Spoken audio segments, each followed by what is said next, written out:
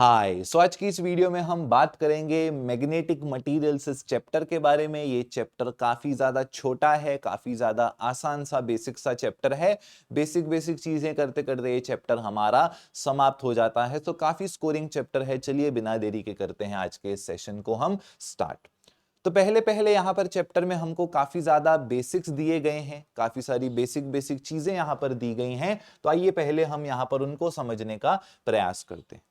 हमारे सिलेबस में bar magnet के बारे में हम काफी सारी चीजें पढ़ते हैं। बचपन से लेके हम बार मैग्नेट के बारे में काफी कुछ पढ़ते आए हैं। ये सब 9th-10th में भी हम कर चुके हैं, बट स्टिल एक बार और यहाँ पर हमें समझना है। एक बार मैंने क्या किया, मैं ऐसे ही घर पे फ्री बैठा था, तो मैंने सोचा छत पे मैग्नेट को टांग देता हूं। इस प्रकार से मैंने मैग्नेट को छत पे टांग दिया। मैग्नेट ऐसे टेढ़ा रुक रहा था, मुझे ऐसे सीधा टांगना था बार मैग्नेट को, बट मैग्नेट ना कुछ ऐसे टेढ़ा यहाँ पर रुक रहा था। तो मुझे लगा शायद मैंने अच्छे से नहीं बांधा है। तो मैंने क्या किया, मैंने इसके ऊपर काफी ज्यादा टाइट नॉट बांध दी। ठीक, फिर क्या हो गया, फिर यहाँ पर मैग्नेट मैं देख रहा हूं ऐसा मेरा टिल्टेड हो गया है। तो मुझे शक आया कि कहीं ना कहीं मेरी रस्सी में प्रॉब्लम है। मैंने रस्सी चेंज कर दी, रस्सी की थिकनेस मैंने बढ़ा दी, रस्सी काफी मैंने मोटी रस्सी यहां पर इसे लेकर के बांध दी। फिर क्या देख रहा हूं, फिर इंक्लिनेशन यहां पर इस प्रकार से हो चुका।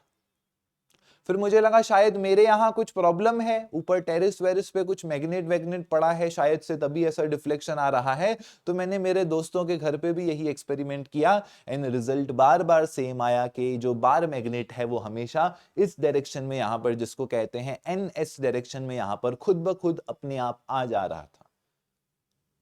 और ऐसा सब लोगों के साथ है, सारी दुनिया के साथ वैलिड है। तो फाइनली इसका कंक्लूजन क्या आता है, फाइनली इसका कंक्लूजन आता है कि earth is a magnet. Okay, इस पे ज्यादा समय नहीं देंगे बिकॉज बेसिक्स का ही है पार्ट है। MCQ या 1 मार्क क्वेश्चन में आ सकता है, उससे ज्यादा तो नहीं। फाइनली इसका कंक्लूजन क्या आता है, फाइनली इसका कंक्लूजन आता है कि अर्थ इटसेल्फ इज अ मैग्नेट। क्या कंक्लूजन आता है, अर्थ itself is a magnet. Basically आपको भी पता है, मुझे भी पता है, अर्थ के हमारे कितने पोल्स हैं। अर्थ के हमारे दो पोल्स होते हैं। ऊपर वाला पोल होता है नॉर्थ पोल, नीचे वाला पोल होता है साउथ पोल। बट ये क्या है, ये है आपका ज्योग्राफिक नॉर्थ पोल। क्या हो जाता है, ये आपका यहां पर हो जाता है ज्योग्राफिक नॉर्थ पोल। ओके, उसी प्रकार से नीचे वाला क्या हो जाता है, नीचे वाला आपका यहां पर हो जाता है geographic south pole, right. Geographical यानी ज्योग्राफी के हिसाब से आपका क्या हो जाता है, ये हो जाता है साउथ पोल। पर मुझे एक बात बताइए, नॉर्थ पोल को कौन अट्रैक्ट कर सकता है? कम ऑन, नॉर्थ पोल को कौन अट्रैक्ट कर सकता है? नॉर्थ पोल को अट्रैक्ट कर सकता है साउथ पोल। बिकॉज मेरा बार बार ये जो मेरा बार मैग्नेट है बार बार कुछ ऐसे डायरेक्शन में चले जाता है। बार बार कैसे डायरेक्शन में चले जाता है, कुछ इस प्रकार से डायरेक्शन में चले जाता है। इसका मतलब ऊपर के तरफ मेरे अर्थ का यहां पर मैग्नेटिक साउथ पोल है। ऊपर की तरफ क्या है, ऊपर की तरफ मेरे अर्थ का यहां पर मैग्नेटिक साउथ पोल है। अर्थ के ऊपर की तरफ क्या है, ऊपर की तरफ है मेरे अर्थ का मैग्नेटिक साउथ पोल। और नीचे की तरफ क्या है, नीचे की तरफ है यहां पर मेरे अर्थ का magnetic north pole. Because south pole कहां रह सकता है मैग्नेट का, जहां पर दूसरे मैग्नेट का नॉर्थ पोल हो। नीचे की तरफ है मेरे यहां पर मैग्नेटिक का यहां पर नॉर्थ पोल।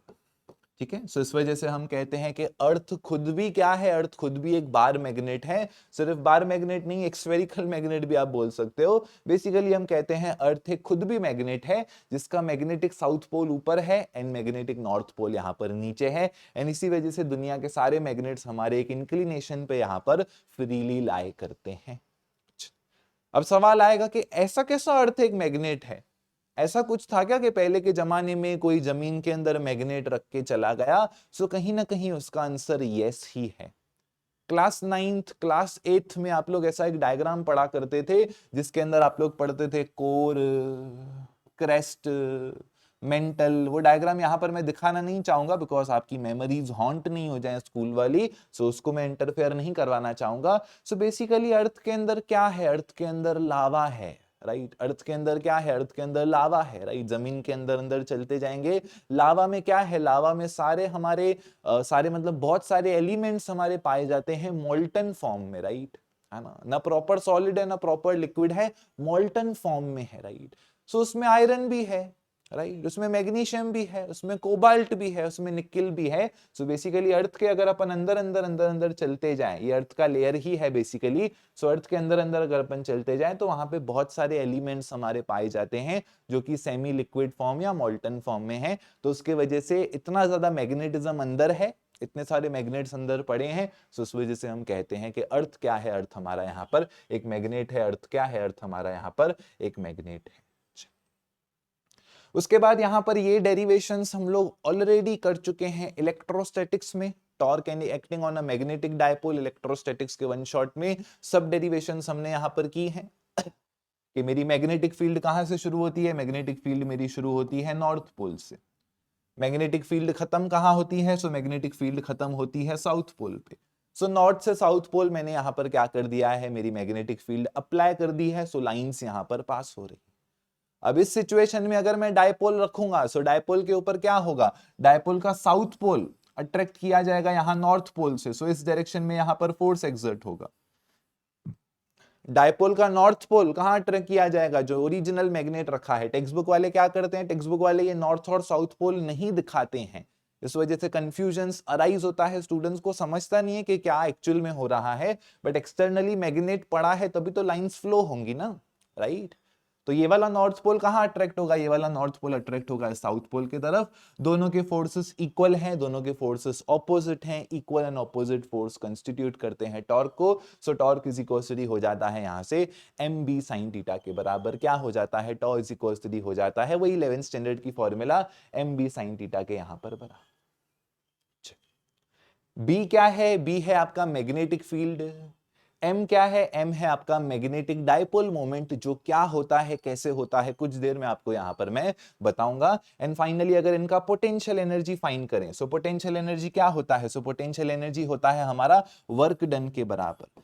पोटेंशियल एनर्जी क्या होता है, पोटेंशियल एनर्जी होता है वर्क डन के बराबर। बोलो काम कब करोगे, वर्क कब होगा, जब एनर्जी यूज हो। सो वर्क डन यहां पर हो जाता है पोटेंशियल एनर्जी के बराबर।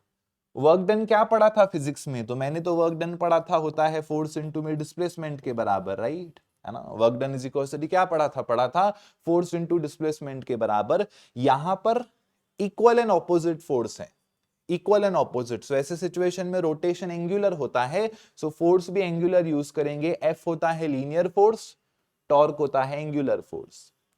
एस होता है लीनियर डिस्प्लेसमेंट, टीटा होता है एंगुलर डिस्प्लेसमेंट। सो वही चीजें यहां पर मैंने लिख दिया। एंड ऑब्वियसली बात है ये लोग टीटा एंगल यहां से ट्रेस करेंगे। टॉ हो जाता है एम बी साइन टीटा के बराबर, इंटीग्रल है डी टीटा के रिस्पेक्ट में।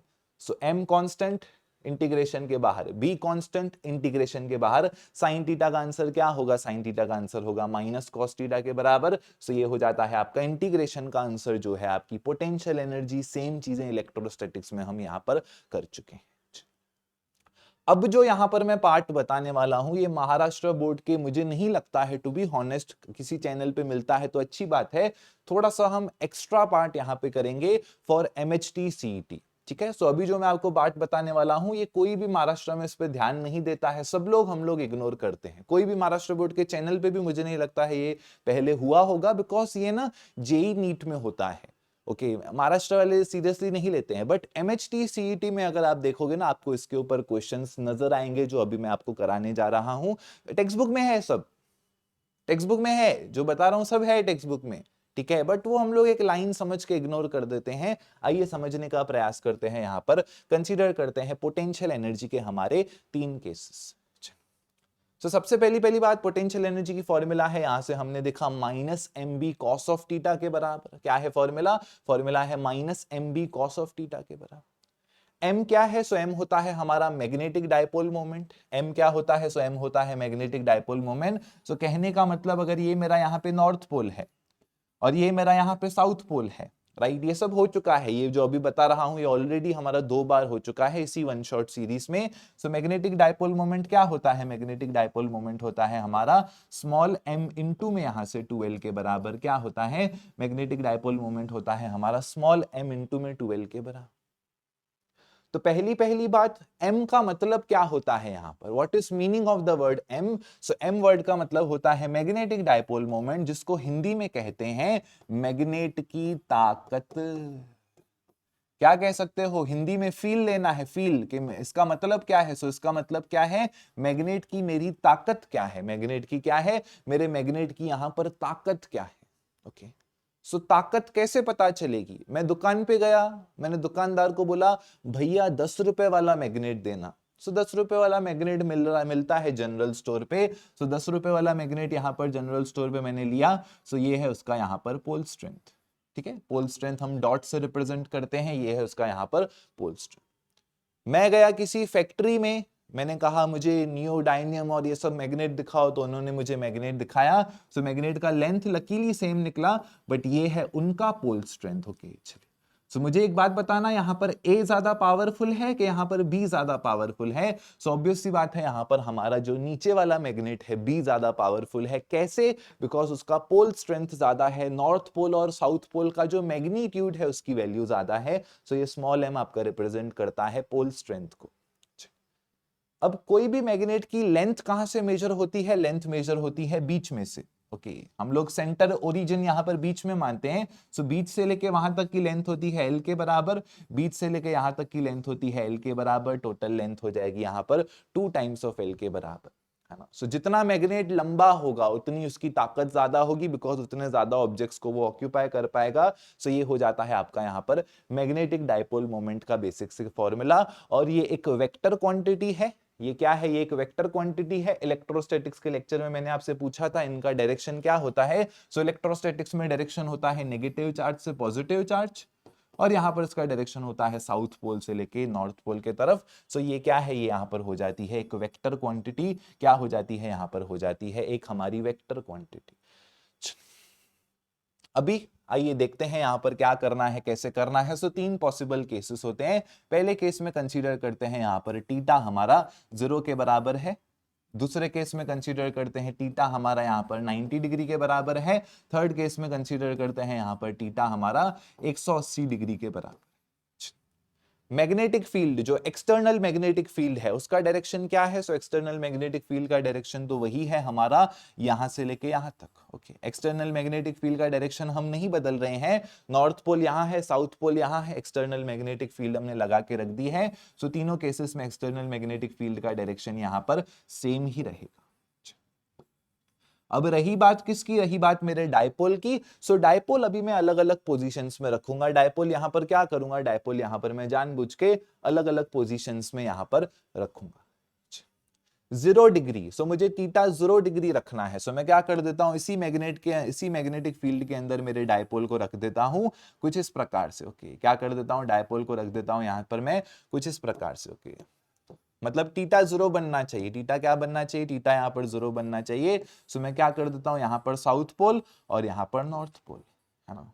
यहां पर साउथ पोल और यहां पर नॉर्थ पोल, सॉरी उल्टा रख दिया मैंने, मुझे साउथ यहां रखना है, नॉर्थ यहां रखना है। टीटा 0 डिग्री चाहिए, और डायपोल मोमेंट एक वेक्टर क्वांटिटी है ना। डायरेक्शन क्या होता है, डायरेक्शन होता है साउथ पोल से नॉर्थ पोल की तरफ। तो बेसिकली इस बार मैग्नेट के जगह अगर मैं एक वेक्टर बनाना चाहूं, ओके, ये सब चीजें नहीं पढ़ा होगा कभी भी, मैं बता रहा हूँ। काफी लोगों को लगेगा कि मैं इसको हार्ड बना रहा हूँ, बट मैं लॉन्ग टर्म विजन से सोच रहा हूँ। मुझे बोर्ड्स वोर्ड्स क्रैक नहीं कराना है, रट्टा मार के ये सब हो जाता है। Okay, CET entrance exam crack करना है, कॉलेज तभी मिलता है।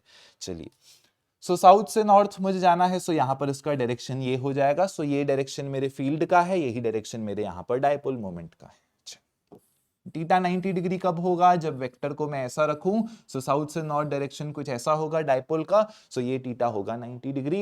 180 डिग्री में क्या होगा, 180 डिग्री में यहां पर मुझे साउथ पोल वहां रखना पड़ेगा, नॉर्थ पोल यहां रखना पड़ेगा। सो टीटा हो जाएगा मेरा यहां से कुछ इस तरफ। ठीक है, तो ये मेरी पोजीशंस हैं। आइए अब देखते हैं यहां पर पोटेंशियल एनर्जी मुझे क्या मिलेगी। सो पोटेंशियल एनर्जी होती है minus M B cos theta के बराबर। कॉस ऑफ 0 कितना होता है, कॉस ऑफ 0 होता है यहां पर 1 के बराबर। सो मेरा आप लोगों से एक बेसिक सा सवाल है, कॉस टीटा की मैक्सिमम वैल्यू होती है, क्या कहा मैंने, कॉस टीटा की मैक्सिमम वैल्यू होती है 0 पे। कॉस ऑफ 0 प्लस 1 के बराबर आ रहा है, मैक्सिमम वैल्यू है। तो बोलिए टीटा 0 पे पोटेंशियल एनर्जी भी क्या होगी, come on, so potential energy भी मैक्सिमम होगी सर, ऑब्वियसली बात है, कॉमन सेंस है। अगर cos थीटा की वैल्यू यहां पर मैक्सिमम है, सो पोटेंशियल एनर्जी की वैल्यू भी यहां पर मैक्सिमम होगी। तो एमएचटी सीईटी में आप लोग यही टिक करके आते हो कि थीटा 0 पे cos की वैल्यू +1 है मैक्सिमम, सो पोटेंशियल एनर्जी भी मैक्सिमम है। फिर आके बोलते हो सर पेपर बहुत ईजी आया था, बच्चों से सवाल पूछे थे, पर मैं आपको बता दूं ये गलत है, रॉन्ग। पोटेंशियल एनर्जी हमारी मिनिमम होती है, पोटेंशियल एनर्जी क्या होती है हमारी यहां पर मिनिमम होती है, क्या होती है यहां पर मिनिमम होती है। यही है एमएचटी सीईटी का सवाल, cos 0 पे पोटेंशियल एनर्जी क्या होगी, सो पोटेंशियल एनर्जी आपकी मिनिमम होती है। अरे माइनस का साइन है माइनस का साइन है, माइनस में मैक्सिमम, माइनस में मैक्सिमम मतलब क्या हो जाएगा, ये नंबर लाइन है, यहां पर सारी चीजें पॉजिटिव है, यहां पर सारी चीजें नेगेटिव हैं। नेगेटिव में मैक्सिमम, माइनस में मैक्सिमम वैल्यू है, सो ऑब्वियस सी बात है पोटेंशियल एनर्जी क्या हो जाएगी मिनिमम, बिकॉज यहां पर माइनस का सिंबल है ओके अच्छा ऐसा है क्या, हाँ ऐसा है। cos 90 कितना होता है, cos 90 होता है यहां पर 0 के बराबर, cos 90 होता है 0 के बराबर, सो पोटेंशियल एनर्जी क्या हो जाएगी, पोटेंशियल एनर्जी हो जाएगी यहां पर 0 के बराबर। ठीक है, खत्म, कुछ ज्यादा सोचने को ही नहीं। cos 180 क्या होता है, सो cos का अगर आपको ग्राफ पता हो, सो cos 180 ये 0, ये 90 ये 180, cos 180 होता है यहां पर -1 के बराबर, सो ऐसे सिचुएशन में क्या हो जाएगा, माइनस और माइनस यहां से प्लस हो जाएगा, सो u इज इक्वल टू मिलेगा प्लस mb के बराबर। बोलो अभी आप लोगों को समझ रहा होगा कि ये तो पॉजिटिव है, पहली बार जिंदगी में पोटेंशियल एनर्जी पॉजिटिव मिला है, सो बेसिकली पोटेंशियल एनर्जी यहां पर क्या होगा, पोटेंशियल एनर्जी यहां पर होगा मैक्सिमम, पोटेंशियल एनर्जी क्या होगा, पोटेंशियल एनर्जी हमारा यहां पर हो जाएगा मैक्सिमम। ओके, सो ये हो जाता है हमारा यहां पर बेसिक सा फंडा and comparison between the potential energy and the angle. ठीक है, अब इसी के साथ साथ यहां पर एक और कॉन्सेप्ट आ जाता है, जिस कॉन्सेप्ट का नाम होता है कॉन्सेप्ट ऑफ इक्विलिब्रियम। क्या नाम होता है, कॉन्सेप्ट ऑफ इक्विलिब्रियम। सुना भी नहीं होगा, 90% ऑफ द स्टूडेंट्स ने सुना भी नहीं होगा कि ऐसा कुछ एग्जिस्ट भी करता है। सो सिलेबस में हमारे 3 प्रकार के इक्विलिब्रियम होते हैं। सिलेबस में क्या होते हैं, सिलेबस में हमारे 3 प्रकार के इक्विलिब्रियम होते हैं। पहला इक्विलिब्रियम हमारा होता है न्यूट्रल इक्विलिब्रियम, ठीक है। दूसरा इक्विलिब्रियम हमारा होता है अनस्टेबल इक्विलिब्रियम। दूसरा इक्विलिब्रियम क्या होता है, दूसरा इक्विलिब्रियम होता है हमारा अनस्टेबल इक्विलिब्रियम। तीसरा इक्विलिब्रियम यहां पर हमारा होता है स्टेबल इक्विलिब्रियम। क्या होता है, तीसरा इक्विलिब्रियम हमारा होता है स्टेबल इक्विलिब्रियम। अब इसको समझाने से पहले हम थोड़ा सा चिद्दा खेलने चलते हैं, जैसे बचपन में हम लोग खेलते रहते थे, मार्बल्स लाते थे दुकान से एंड उनके साथ हम लोग अच्छा खासा खेलते रहते थे, तो थोड़ा सा वही चीज यहां पर हम करेंगे।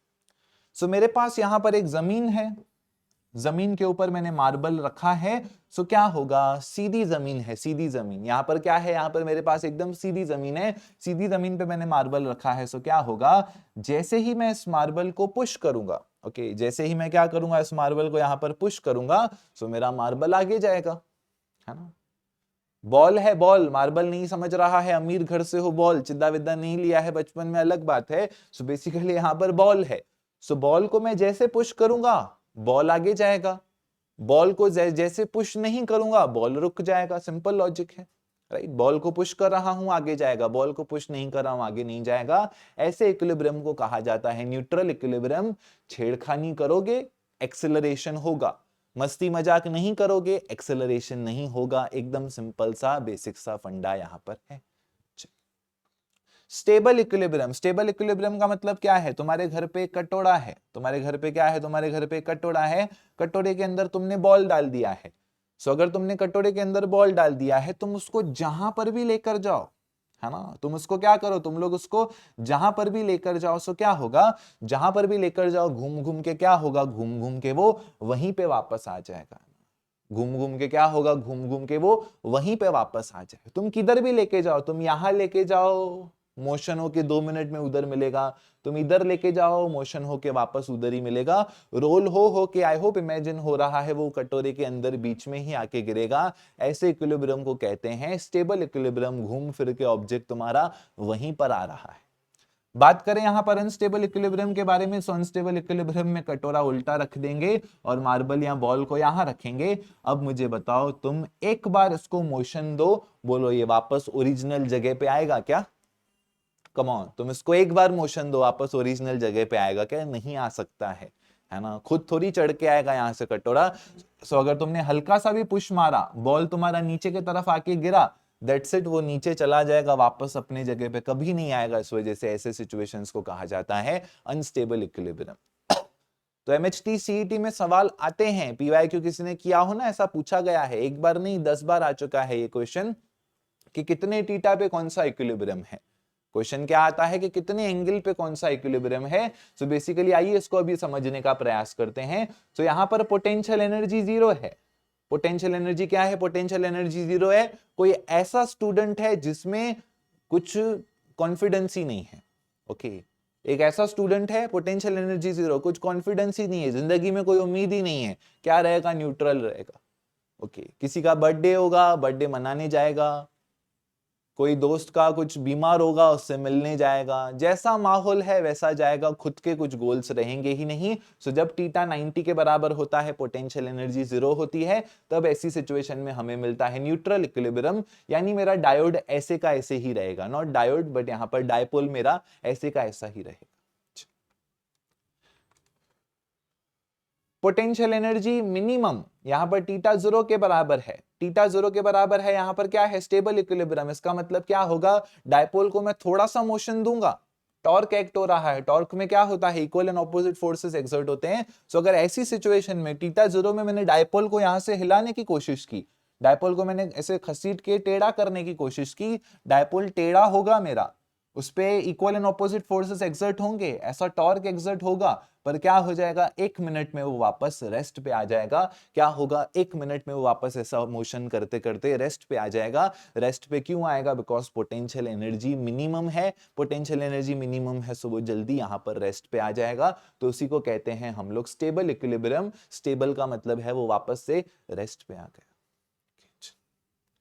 Unstable equilibrium, potential energy maximum है, तुमको घर वालों ने बोला ये लो 1 लाख रुपया, जाओ जिधर जाना है, 1 महीना घर दिखोगे क्या? कम ऑन, घर वालों ने ऐसा बोला। पूर्वज कमाई होता है ना ऐसे कि गांव की जमीन वमीन कोई अचानक से पता चल गई है ना? पता नहीं किसने जमीन, अगर सब लोगों ने जमीन बेची पूर्वजों की, तो खरीदी किसने? मुझे समझ में नहीं आ पाया है आज तक। तो बेसिकली यहाँ पर क्या है लॉजिक? पोटेंशियल एनर्जी मैक्सिमम है, बहुत एनर्जी है। कुछ लोग रहते हैं ऐसे बहुत एनर्जेटिक, बहुत दम ऐसा रहता है, तो वो लोग क्या होते हैं? वो लोग भटके रहते हैं। ओके, एक जगह पे कभी नहीं दिखेंगे। अनस्टेबल इक्विलिब्रियम यानी डायोड को अगर मैंने ऑपोजिट रखा है और उसको मैं टिल्ट करूं, तो वो जिंदगी भर के लिए ऐसा टॉर्क वाला मोशन करता ही रह जाएगा। आइडियली वो ऐसा ही मोशन हमेशा करता रह जाएगा, बिकॉज पोटेंशियल एनर्जी उसकी मैक्सिमम है। सो उसका टॉर्क भी यहां पर क्या हो जाएगा? मैक्सिमम। एंड ऐसे इक्विलिब्रियम को कहा जाता है unstable equilibrium. So magnetic materials जिसको आप इतना आसान कहा करते थे, ये वाले कॉन्सेप्ट तो आपने आज पढ़े, है ना? मेजॉरिटी लोगों ने ये कॉन्सेप्ट आज पढ़े होंगे, फिर बोलते हो फिजिक्स हार्ड है। अरे ऐसा नहीं है, तुम लोग पढ़ते नहीं हो। चलिए, सो बेसिकली ये डेरिवेशन पूरा का पूरा ऑसिलेशंस में है एज इट इज, तो इस पे हम ज्यादा समय नहीं बिताएंगे। पूरा ऑसिलेशंस में मैंने अच्छे से कराया है, 20 मिनट लेके कराया है, वही है आपका। Okay, tau is equal to the I alpha एक फॉर्मूला होती है, tau is equal to the minus M B sine theta दूसरी फॉर्मूला होती है। माइनस वर्ड का मतलब होता है रीस्टोरिंग टॉर्क। जैसे ऑसिलेशंस में पढ़ा था हमने, acceleration is directly proportional to minus times of displacement. Minus क्यों आया था ऑसिलेशंस के लेक्चर में अच्छे से बताया है। टॉ होता है आई अल्फा के बराबर, यहां पर होता है minus M B sine theta. मुझे डिफरेंशियल इक्वेशन बनानी है। क्या बनानी है? मुझे डिफरेंशियल इक्वेशन बनानी। ये जनरली जो एंगल होता है, एंगल बहुत छोटा छोटा ही होता है, एंगल इतना बड़ा नहीं होता है। सो साइन थीटा क्या हो जाएगा? साइन थीटा यहां पर हो जाएगा थीटा के बराबर। सो बेसिकली यहां पर आ गया थीटा, और यहां पर अपन अल्फा का होता है डबल डेरिवेटिव ऑफ डिस्प्लेसमेंट, यहां पर भी ला देंगे थीटा। सो देखो डिफरेंशियल इक्वेशन के हम नजदीक हैं। डिफरेंशियल इक्वेशन में पहला टर्म कोई भी नहीं होना चाहिए, बिकॉज हमारी जो डिस्प्लेसमेंट की भी डिफरेंशियल इक्वेशन है वो कुछ ऐसी होती है, डी स्क्वायर एक्स अपॉन में D T square plus omega square X is equal to zero. So पहले कोई भी टर्म नहीं चाहिए, सो डिवाइड कर देंगे आई से। ध्यान से देखो, ये आपका डिफरेंशियल इक्वेशन ही बन गया जैसे हमने यहां पर पढ़ा था। ठीक है, ये है आपका एक्सेलरेशन, ये है आपका डिस्प्लेसमेंट, ये आपकी एसएचएम की इक्वेशन है। वापस से हम लोग ऑसिलेशंस में ही आ गए। ओके, सो कंपेयर करूं अगर इसको मैं लीनियर वाले टर्म से, सो ओमेगा की वैल्यू कितनी है, सो ओमेगा स्क्वायर की वैल्यू है mb बाय आई। सो यहां से क्या कर सकते हैं, डिवाइड करके टाइम पीरियड फाइंड आउट कर सकते हैं। तो ये ऑसिलेशंस वाला ही फाइनल आंसर है। तो इस चैप्टर में आप लोग मत पढ़ो, दो बार पढ़ने की इसको कोई भी जरूरत एज सच नहीं है। स्टार्ट करते हैं नया कॉन्सेप्ट जिसका नाम है origin of magnetism in materials. चलिए, सो मैग्नेटिज्म का ओरिजिन क्या है, पहले पहले हमें वो समझना पड़ेगा। वो समझने के लिए हमको जाना पड़ेगा काफी ज्यादा इतिहास में। कहां जाना पड़ेगा, काफी ज्यादा डीप हिस्ट्री में जाना पड़ेगा। सो बेसिकली यहां पर लॉजिक कैसा लगता है, अगर मैं करंट इलेक्ट्रिसिटी की बात करूं, अभी अभी हाल ही कुछ दिन पहले या आपने जब भी पढ़ा हो करंट इलेक्ट्रिसिटी हमने देखा। सो करंट इलेक्ट्रिसिटी चैप्टर में हमको क्या पता चलता है, हमको पता चलता है कि पहले यहां से नेगेटिव टर्मिनल से इलेक्ट्रॉन्स फ्लो होना स्टार्ट होते हैं, है ना। पहले क्या होते हैं, पहले नेगेटिव टर्मिनल से यहां से इलेक्ट्रॉन्स फ्लो होना स्टार्ट होते हैं। इलेक्ट्रॉन्स बहते हैं बहते हैं बहते हैं बहते हैं बहते हैं, इलेक्ट्रॉन्स बह बह के क्या होते हैं, इलेक्ट्रॉन्स बह बह के पॉजिटिव टर्मिनल पे आके पहुंचते हैं। क्या होता है, इलेक्ट्रॉन्स बह बह के यहां पर पॉजिटिव टर्मिनल पे आके पहुंचते हैं। ठीक है, अब जब वो इलेक्ट्रॉन्स पॉजिटिव टर्मिनल पे आके पहुंचते हैं, तब पॉजिटिव टर्मिनल से करंट बहना स्टार्ट होता है। इसी को कुछ conventional non conventional direction of current हम कहा करते थे, राइट, है ना। 10th स्टैंडर्ड के वर्ड्स हैं, उसको जाने दो। सो यहां से हमारा करंट बहना स्टार्ट हो जाता है। ठीक है, सो ये था हमारा डेफिनेशन ऑफ करंट। इस वजह से स्कूल में हम लोग कहा करते थे कि what is current, so current is rate of flow of electrons. Current क्या होता है, करंट हमारा होता है rate of flow of electrons. तो बेसिकली करंट क्या है, actually rate of flow of electrons. ठीक है, तो ये कहां से सीखा, ये सीखा हमने करंट इलेक्ट्रिसिटी चैप्टर से। कहां से सीखा, ये सीखा हमने करंट इलेक्ट्रिसिटी चैप्टर से। फिर हमने क्या सीखा, फिर हमने पढ़ा magnetic effects of electric current, है ना। करंट इलेक्ट्रिसिटी के बाद कौन सा चैप्टर आता है इस टॉपिक से रिलेटेड, आता है magnetic effects of electric current. Magnetic effects of electric current में हमने क्या पढ़ा कि अगर यहां पर करंट बह रहा है एक वायर में से, तो उसके आसपास क्या बनती है, तो उसके आसपास बनती है यहां पर मैग्नेटिक फील्ड। क्या बनती है, आसपास में बन जाती है यहां पर मैग्नेटिक फील्ड, जिसके डायरेक्शन वेरेक्शन भी हमने देखे, है ना, जिसके डायरेक्शन वेरेक्शन भी हमने देखे। सो बेसिकली आसपास में क्या प्रोड्यूस होती है, आसपास में प्रोड्यूस होती है यहां पर मैग्नेटिक फील्ड। तो ये क्या हो रहा है, मैग्नेटिक फील्ड कहां से बनी, करंट से। करंट कहां से बना, करंट बना इलेक्ट्रॉन से। तो मुझे इलेक्ट्रॉन पे थोड़ा सा शक हो रहा है। क्या हो रहा है, इलेक्ट्रॉन पे मुझे थोड़ा सा शक हो रहा है ना। मुझे शक हो रहा है कि ओरिजिन ऑफ मैग्नेटिज्म ऐसा तो नहीं कहीं इलेक्ट्रॉन में ही है ना, क्योंकि मैग्नेटिज्म बना करंट से। करंट किससे बना, इलेक्ट्रॉन से। सो इलेक्ट्रॉन पे मुझे शक हो रहा है, तो मैंने इलेक्ट्रॉन को अपने रेड लिस्ट में यहां पर लिख दिया है। अब क्या देखता हूं मैं, अब देखता हूं, कंसीडर करते हैं एटम के बारे में। सो एटम क्या होता है, सो एटम होता है बेसिकली एक सर्कुलर स्ट्रक्चर।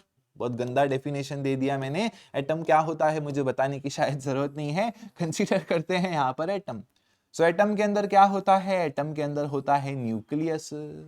न्यूक्लियस के बाहर क्या होते हैं, न्यूक्लियस के बाहर यहां पर इलेक्ट्रॉन्स क्या करते हैं, न्यूक्लियस के बाहर यहां पर इलेक्ट्रॉन्स रिवॉल्व करते हैं। न्यूक्लियॉन्स इलेक्ट्रॉन्स क्या करते हैं, इलेक्ट्रॉन्स ऐसे हमारे यहां पर घूमते रहते हैं, राइट। तो इलेक्ट्रॉन्स का मोशन कैसे होता है न्यूक्लियस के अक्रॉस। तो इलेक्ट्रॉन का मोशन सर्कुलर सर्कुलर तो हम बोलते हैं, बट इलेक्ट्रॉन्स का दो प्रकार का मोशन होता है। पहले प्रकार का मोशन होता है ऑर्बिटल मोशन, के इलेक्ट्रॉन्स न्यूक्लियस के अक्रॉस ऑर्बिटल्स में घूमते हैं। आपने केमिस्ट्री में पढ़ा होगा S orbital, P orbital, D orbital, F orbital, orbits में ये लोग बेसिकली घूमते रहते हैं। दूसरा मोशन क्या होता है, दूसरा मोशन यहां पर हो जाता है स्पिन मोशन। दूसरा मोशन क्या हो जाता है, दूसरा मोशन यहां पर हो जाता है हमारा स्पिन मोशन, के इलेक्ट्रॉन स्पिन भी करते रहते हैं। वो भी आपको पता होगा कि ये इलेक्ट्रॉन खुद के अक्रॉस ही, अगर क्लॉकवाइज घूमता है तो अपन कुछ माइनस हाफ कहते हैं, एंटी क्लॉकवाइज घूमता है तो अपन प्लस हाफ कहते हैं। सो बेसिकली स्पिन मोशन भी इलेक्ट्रॉन करता रहता है। ये मोशन वैसा ही है जैसे सन के अक्रॉस अर्थ का होता है, कि अर्थ सन के अक्रॉस घूम भी रहा है सर्कल में, ओके, सर्कुलर बोलो या केपलर ऑर्बिट, जो भी बोलो, एक मोशन कर रहा है, एज वेल एज अर्थ खुद भी घूम रहा है, तभी यहाँ पर दिन रात हो रहा है। सो ये हमें पता है, एटम के अंदर ये कहानी चलती है। क्या चलती है? एटम के अंदर ये कहानी यहाँ पर चलती है। सो एटम के अंदर, अभी वो पहले वाला पार्ट भूल जाओ, ये सब भूल जाओ। एटम के अंदर क्या सबसे इंपॉर्टेंट होता है बोलो? क्या हम न्यूक्लियस के बारे में इतना ज्यादा पढ़ते हैं? नहीं। पूरे फिजिक्स में, पूरा 11th स्टैंडर्ड फिजिक्स, पूरा 12th स्टैंडर्ड फिजिक्स मिला दो, न्यूक्लियस के ऊपर एक ही चैप्टर है ना? पूरा 11th 12th मिला के एक ही चैप्टर है, तो न्यूक्लियस के ऊपर तो हम कभी भाव दे के नहीं पढ़ते हैं। क्या हम प्रोटॉन्स के बारे में पढ़ते हैं?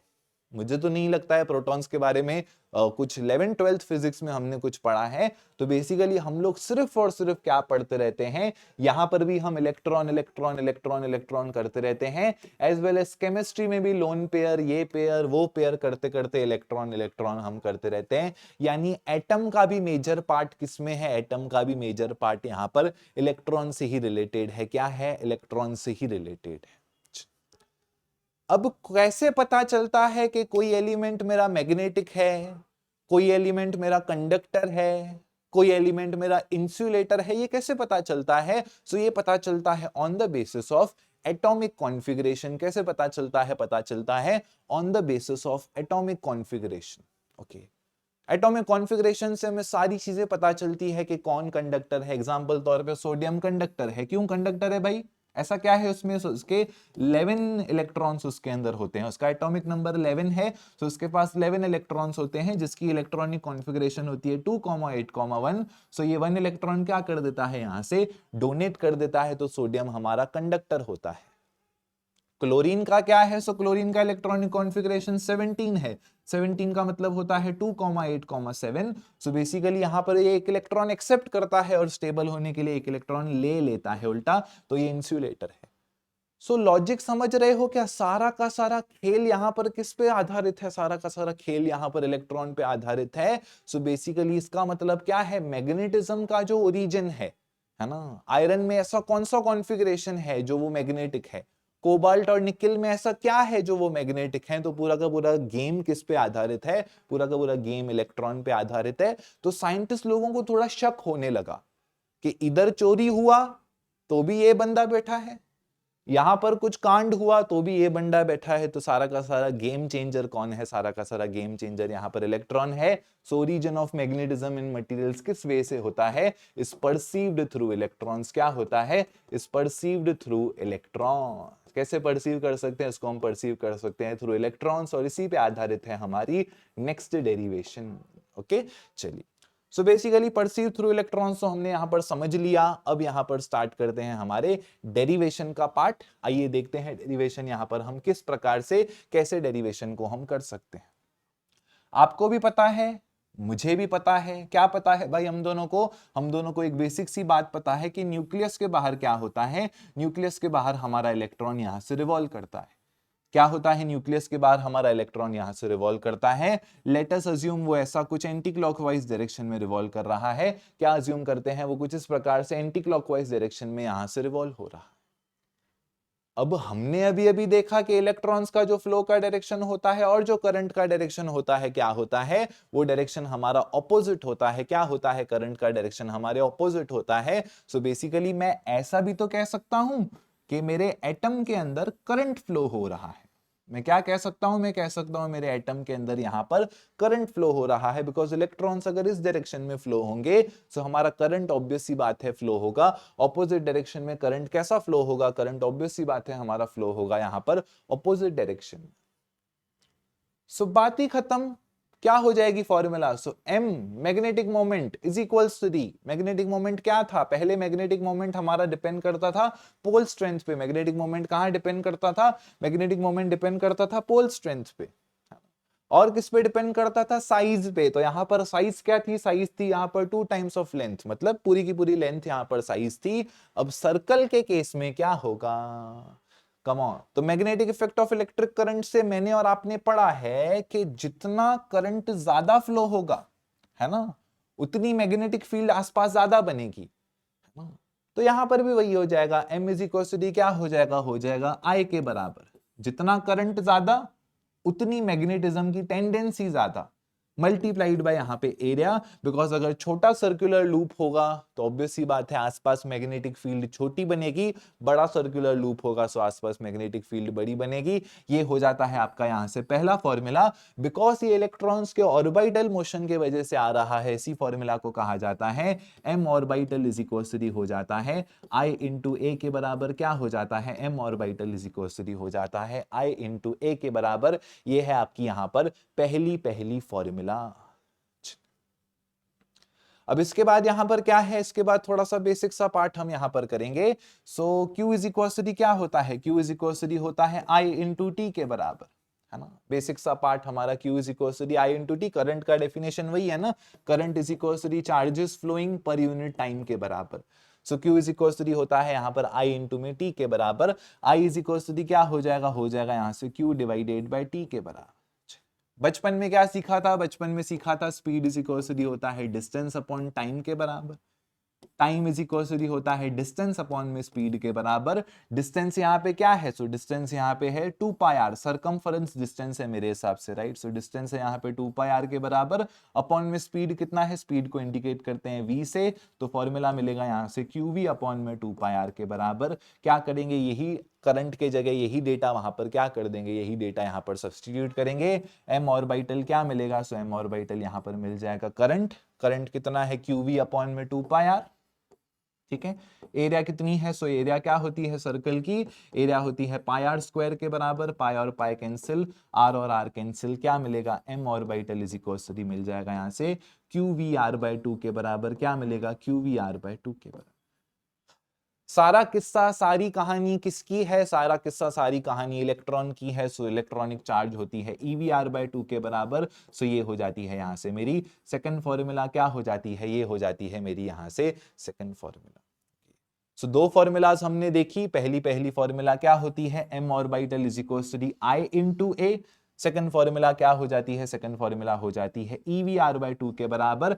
ऐसी कितनी फॉर्मूलाज पढ़नी है, कम ऑन, ऐसी कितनी फॉर्मूलाज पढ़नी है, ऐसी हमें 4 फॉर्मूलाज पढ़नी है। कितनी फॉर्मूलाज पढ़नी है, ऐसे हमें यहां पर 4 फॉर्मूलाज पढ़नी है। ओके, सो पहली फॉर्मूला यहां पर मैं लिख देता हूं। सो पहली फॉर्मूला क्या है, पहली फॉर्मूला है m is equal to I into में a के बराबर।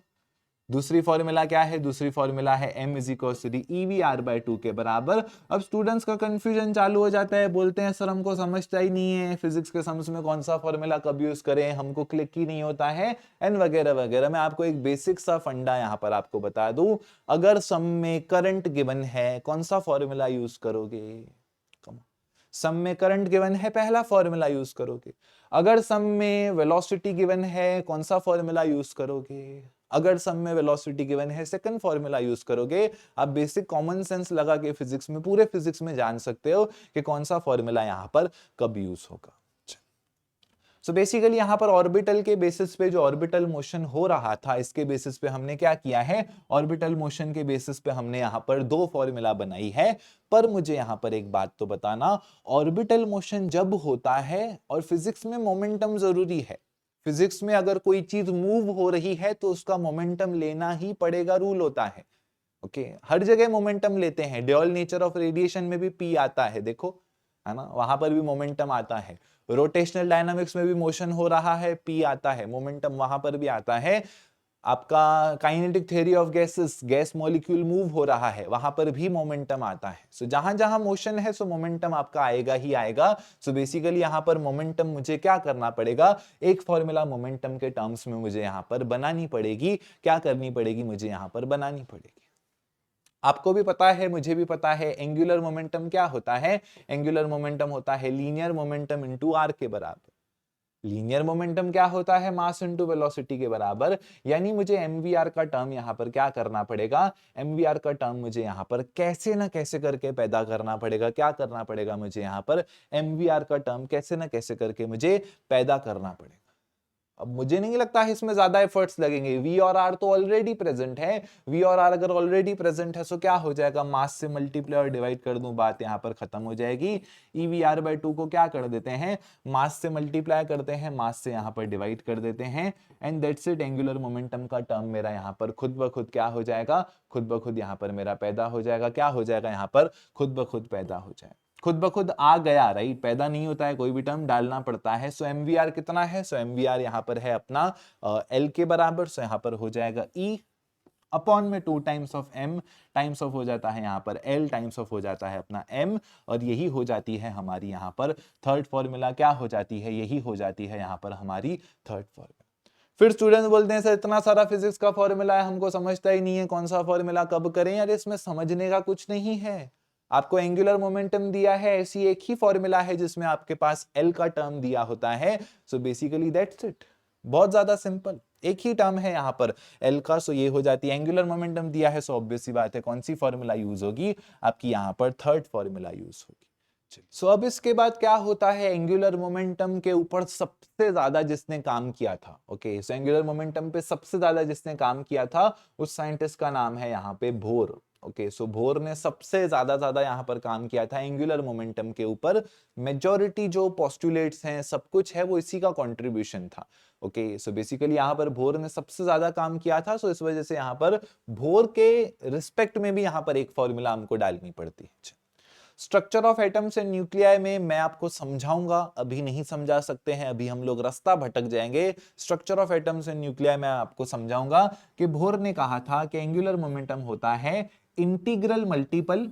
इंटीग्रल मल्टीपल मतलब कोई ना कोई नंबर्स का हम यूज करेंगे, किसका इंटीग्रल मल्टीपल होता है, h/2π का यहाँ पर इंटीग्रल मल्टीपल। सो क्या करेंगे, यही फॉर्मूला में L के जगह वो वाले टर्म्स डालेंगे, मिल जाएंगे हमको यहाँ से चौथी formula. So M is equal to क्या होता है, M इज इक्वल टू होता है E अपॉन में यहाँ पे 2 टाइम्स ऑफ M, साथ में हो जाता है यहाँ से NH अपॉन में 2π। सो बेसिकली क्या हो जाएगा यहाँ पर NH अपॉन में 2π, साथ में यहाँ पर हो जाएगा N टाइम्स N ऐसे ही रखते हैं, और यहाँ पर अपन क्या बोल सकते हैं, बोल सकते हैं EH अपॉन में यहाँ से 4πm के बराबर। ये हो जाती है हमारी यहाँ से फाइनल फॉर्मूला, जो कि होती है फोर्थ फॉर्मूला।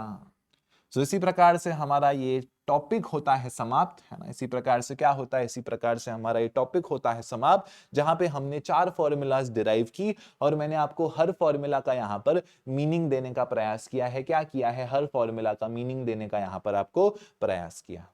पहली फॉर्मूला कैसी आई, पहली फॉर्मूला आई ऑब्जर्वेशन के बेसिस पे, कि जितना बड़ा एरिया होगा उतना ज्यादा मैग्नेटिज्म आसपास प्रोपोगेट होगा, जितना करंट फ्लो होगा उस हिसाब से मैग्नेटिक फील्ड बनेगी, बिकॉज करंट फ्लो होता है तो आसपास मैग्नेटिक फील्ड बनाता है। ऑब्जर्वेशन से आया पहला फॉर्मूला। बेसिक काइनेमेटिक्स डाला, 10th स्टैंडर्ड की 2 फॉर्मूलाज यूज की, speed is equal to distance upon time 10th की फॉर्मूला है, I is equal to q by t 10th की फॉर्मूला है।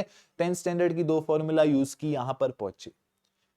एंगुलर मोमेंटम डालना था, मास से मल्टीप्लाई किया, तीसरी फॉर्मूला मिली। और एंगुलर मोमेंटम का भोर का अगर पार्ट डालना है, सो यहां से अपनी को भोर का पोस्टुलेट डाला, चौथी फॉर्मूला पहुंची। सो ये 4 हमारी हो जाती हैं यहाँ पर बेसिक सी फॉर्मूला। अब इसमें भी थोड़ा थोड़ा एडिशनल पार्ट है जो हल्का सा ही है, बट एक बार समझ लेते हैं।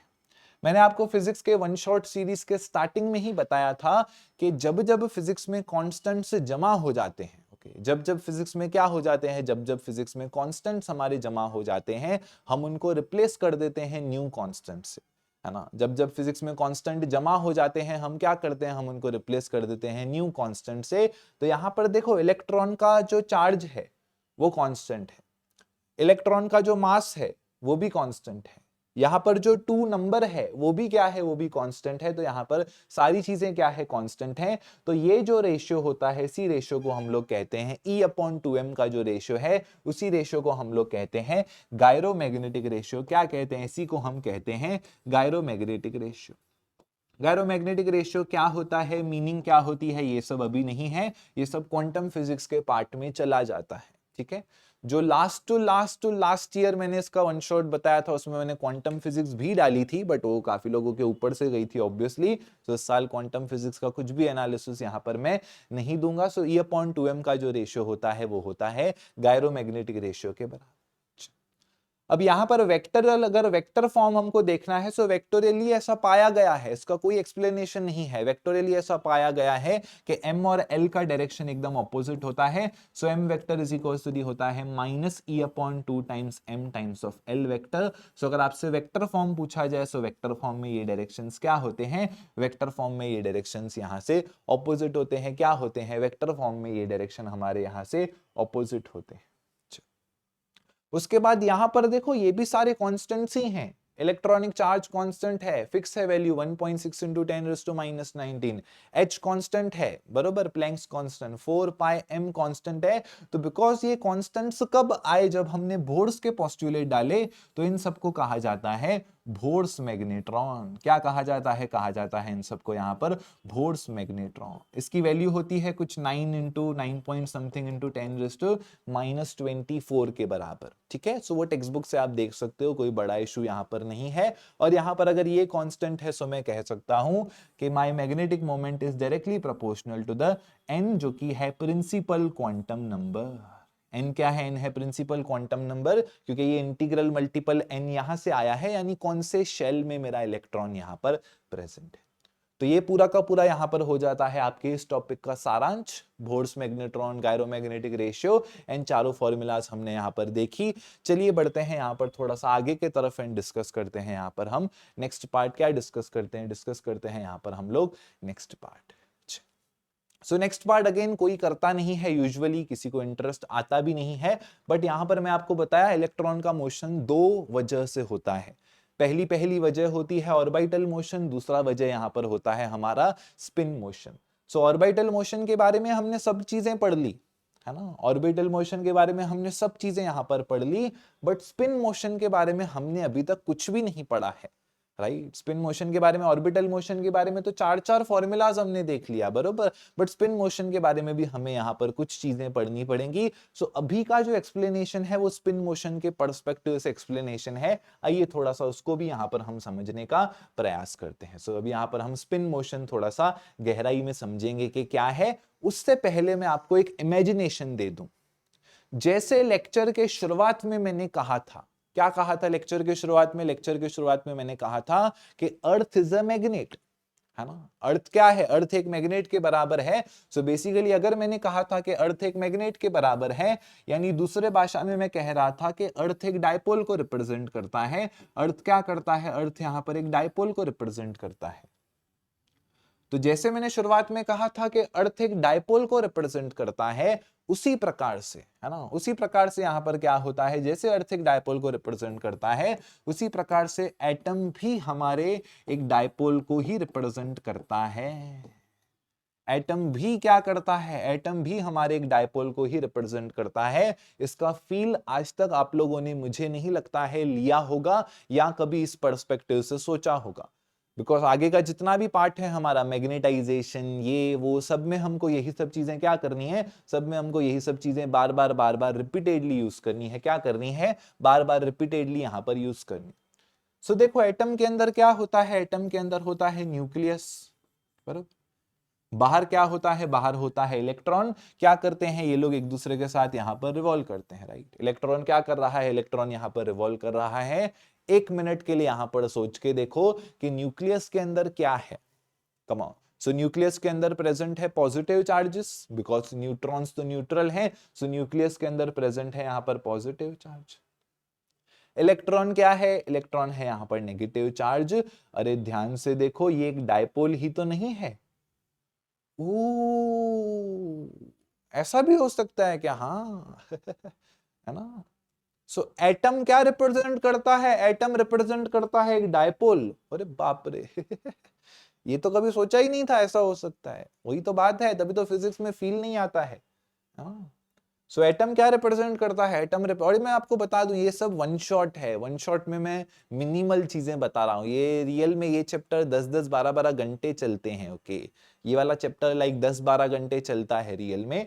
चलिए सो बेसिकली यहाँ पर डायपोल है, सो पॉजिटिव नेगेटिव चार्ज, तो ये इलेक्ट्रॉन ऐसा रिवॉल्व कर रहा है। सो डायपोल भी क्या करेगा? डायपोल भी यहाँ पर पूरा का पूरा रिवॉल्व करेगा। सो बेसिकली यहाँ पर आपको क्या समझना है? आपको समझना है हर एटम क्या रिप्रेजेंट करता है? हर एटम रिप्रेजेंट करता है डायपोल को। अगर हर एटम रिप्रेजेंट करता है डायपोल को, इसका मतलब हर एटम का क्या होगा? हर एटम का खुद का डायपोल मोमेंट होगा, है ना।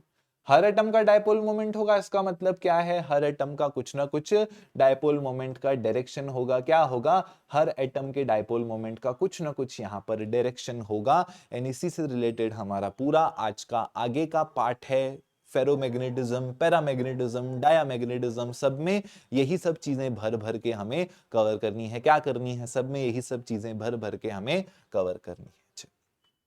थोड़ा सा कंसीडर करते हैं पहले हम यहाँ पर बेसिक एग्जांपल, ठीक है। तो ये इस पे मैं थोड़ी देर के बाद आता हूँ, इस पे उसको पॉज करके रखता हूँ, थोड़ा सा फील दिला दिया कि कैसे पूरा का पूरा डायपोल आपका घूमता रहेगा कुछ इस प्रकार से। बट इस पे क्या करते हैं हम लोग, थोड़ी देर यहाँ पर बाद आते हैं। क्या करते हैं इस पे, यहाँ पर हम थोड़ी देर बाद आते हैं। चलिए, सो बेसिकली यहाँ पर अब हमें करना है स्पिन का कॉन्सेप्ट, तो आइए समझने का प्रयास करते हैं। तो अब स्पिन कितने प्रकार से इलेक्ट्रॉन हो सकता है? इलेक्ट्रॉन स्पिन हमारा दो प्रकार से हो सकता है ना। सो इलेक्ट्रॉन स्पिन दो प्रकार से हो सकता है, क्लॉकवाइज मोशन कर सकता है या तो एंटी क्लॉकवाइज मोशन। इस वजह से आपको पता होगा स्पिन की दो ही वैल्यूज होती हैं, एक होती है +½ दूसरी होती है हमारी यहाँ पर -½ सो बेसिकली यहाँ पर हम क्या जानने का कोशिश कर रहे हैं? यहाँ पर हम जानने का कोशिश कर रहे हैं, अभी जो मैं टॉपिक पढ़ा रहा हूं उसका हमारा लक्ष्य क्या है? उसका हमारा लक्ष्य है कि स्पिन के वजह से मेरा कितना मैग्नेटिज्म कंट्रीब्यूट हो सकता है। क्या जानने की कोशिश कर रहे हैं कि स्पिन के वजह से मेरा कितना कंट्रीब्यूशन मैग्नेटिज्म को हो सकता है। इसी को इंग्लिश में कहा जाता है स्पिन मैग्नेटिक मोमेंट। क्या कहा जाता है? इसी को कहा जाता है स्पिन मैग्नेटिक मोमेंट। तो आइए समझने का प्रयास करते हैं एक एग्जांपल के थ्रू। सो एग्जांपल तौर पे कंसीडर करते हैं यहाँ पर क्लोरीन। क्लोरीन का एटॉमिक कॉन्फ़िगरेशन जितना मुझे याद है होता है यहाँ पर 17 के बराबर। टेक्स्ट बुक ने भी कुछ ऐसा ही एग्जांपल मेरे हिसाब से लिया है। यस, क्लोरीन का एग्जांपल ही टेक्स्ट बुक वालों ने भी लिया है। और इसका अगर मैं इलेक्ट्रॉनिक कॉन्फ़िगरेशन यहाँ पर लिखना चाहूँ, राइट, क्लोरीन का अगर मैं इलेक्ट्रॉनिक कॉन्फ़िगरेशन यहाँ पर लिखना चाहूँ, एस के बाद पी आता है, जितना मुझे, हाँ, एस के बाद पी आता है, इसके बाद डी आता है। चलिए, सो क्या होता है तरीका होता है यहाँ पर 1s2। फिर तरीका क्या होता है? फिर तरीका होता है यहाँ पर 2s2। फिर क्या लिखूंगा? फिर लिखूंगा यहाँ से मैं 2p6। 2p6 के बाद क्या लिखूंगा? 2p6 के बाद यहाँ पर लिखूंगा 3s2। सो कितने हो गए? 2 2 4, 4 और 6 10, 10 और 2 यहाँ पर 12 हुए। 12 के बाद क्या लिखूंगा? 12 के बाद यहाँ पर 5 लिखूंगा। सो यहाँ पे हो जाएगा मेरा 3p5, है ना। सो 6 और 2 10, 12 और +5 यहाँ पर 17। तो ये हो जाता है यहाँ से मेरा इलेक्ट्रॉनिक कॉन्फ़िगरेशन मेरे क्लोरीन का। अब इसमें से हम लोगों को हमेशा रुचि किस में होती है? हमारे रुचि का बिंदु कौन होता है? पॉइंट ऑफ इंटरेस्ट क्या होता है? हमारा पॉइंट ऑफ इंटरेस्ट हमेशा रहता है वैलेंस इलेक्ट्रॉन। क्या रहता है? हमेशा वैलेंस इलेक्ट्रॉन। सो ये तो सारे के सारे इनर मोस्ट इलेक्ट्रॉन्स हो गए, राइट, है ना। ये सारे के सारे क्या हो गए? ये सारे के सारे मेरे इनर मोस्ट इलेक्ट्रॉन्स हो गए। इनसे तो मेरा कोई लेना देना इतना है ही नहीं। चल, अब क्या करते हैं, इनको ही हम इनका स्पिन प्लॉट करके देखते हैं। अगर आपने पढ़ा हो Aufbau principle, Pauli principle, so basically वो प्रिंसिपल्स अगर आपने पढ़े हो तो इनको ही हम बॉक्सेस में रिप्रेजेंट करते हैं कि यहाँ पर 2 इलेक्ट्रॉन है, तो एक का स्पिन ऊपर बनता है, एक का स्पिन नीचे बनता है, बिकॉज एस शेल में 2 इलेक्ट्रॉन की कैपेसिटी होती है। सो इनका स्पिन कुछ ऐसा बनाते हैं। वापस से एस शेल है, सो एस शेल में एक का स्पिन ऊपर बनता है, एक का स्पिन नीचे बनता है। पी शेल की अगर बात करूं तो पी शेल में 6 की कैपेसिटी होती है। तो 6 इलेक्ट्रॉन्स फिल कैसे होते हैं वो देखो। अगर एक बस है, खाली बस है और खाली बस में सीट्स हैं, तो बोलो पहले पहले आप कहां जाके बैठोगे? पहले पहले लोग विंडो सीट पे बैठना चालू करते हैं, राइट, है ना। सो विंडो सीट पे पहले बैठेंगे, मतलब तीनों इलेक्ट्रॉन पहले क्या करेंगे? विंडो सीट यहाँ पे भर देंगे, है ना। फिर बाकी के 3 इलेक्ट्रॉन को जो जगह बचेगी वो वहां जाके बैठेंगे। सो ऐसा हमारा पूरा का पूरा स्ट्रक्चर यहाँ पर बनता है ना। अब पॉइंट ऑफ इंटरेस्ट क्या है ये हमें यहां पर समझना है। सो यहां पर 5 इलेक्ट्रॉन है। सो बोलो 5 इलेक्ट्रॉन में क्या होगा? पहले 3 वाले विंडो सीट पे जाके बैठ जाएंगे, है ना। फिर क्या होगा? फिर यहां पर 2 इलेक्ट्रॉन्स यहां पर बैठेंगे। सो देखो एक इलेक्ट्रॉन यहां पर खाली रह गया। क्या रह गया? एक इलेक्ट्रॉन यहां पर सिंगल रह गया। और जो लोग सिंगल होते हैं वही कुछ दुनिया में तबाही, ऐसा पूरा रिवॉल्यूशन लेकर आ सकते हैं, राइट, है ना।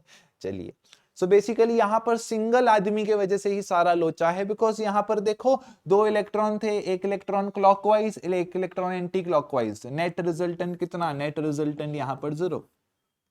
एक क्लॉकवाइज एक एंटी क्लॉकवाइज, नेट रिजल्टेंट कितना स्पिन का मेरे? 0।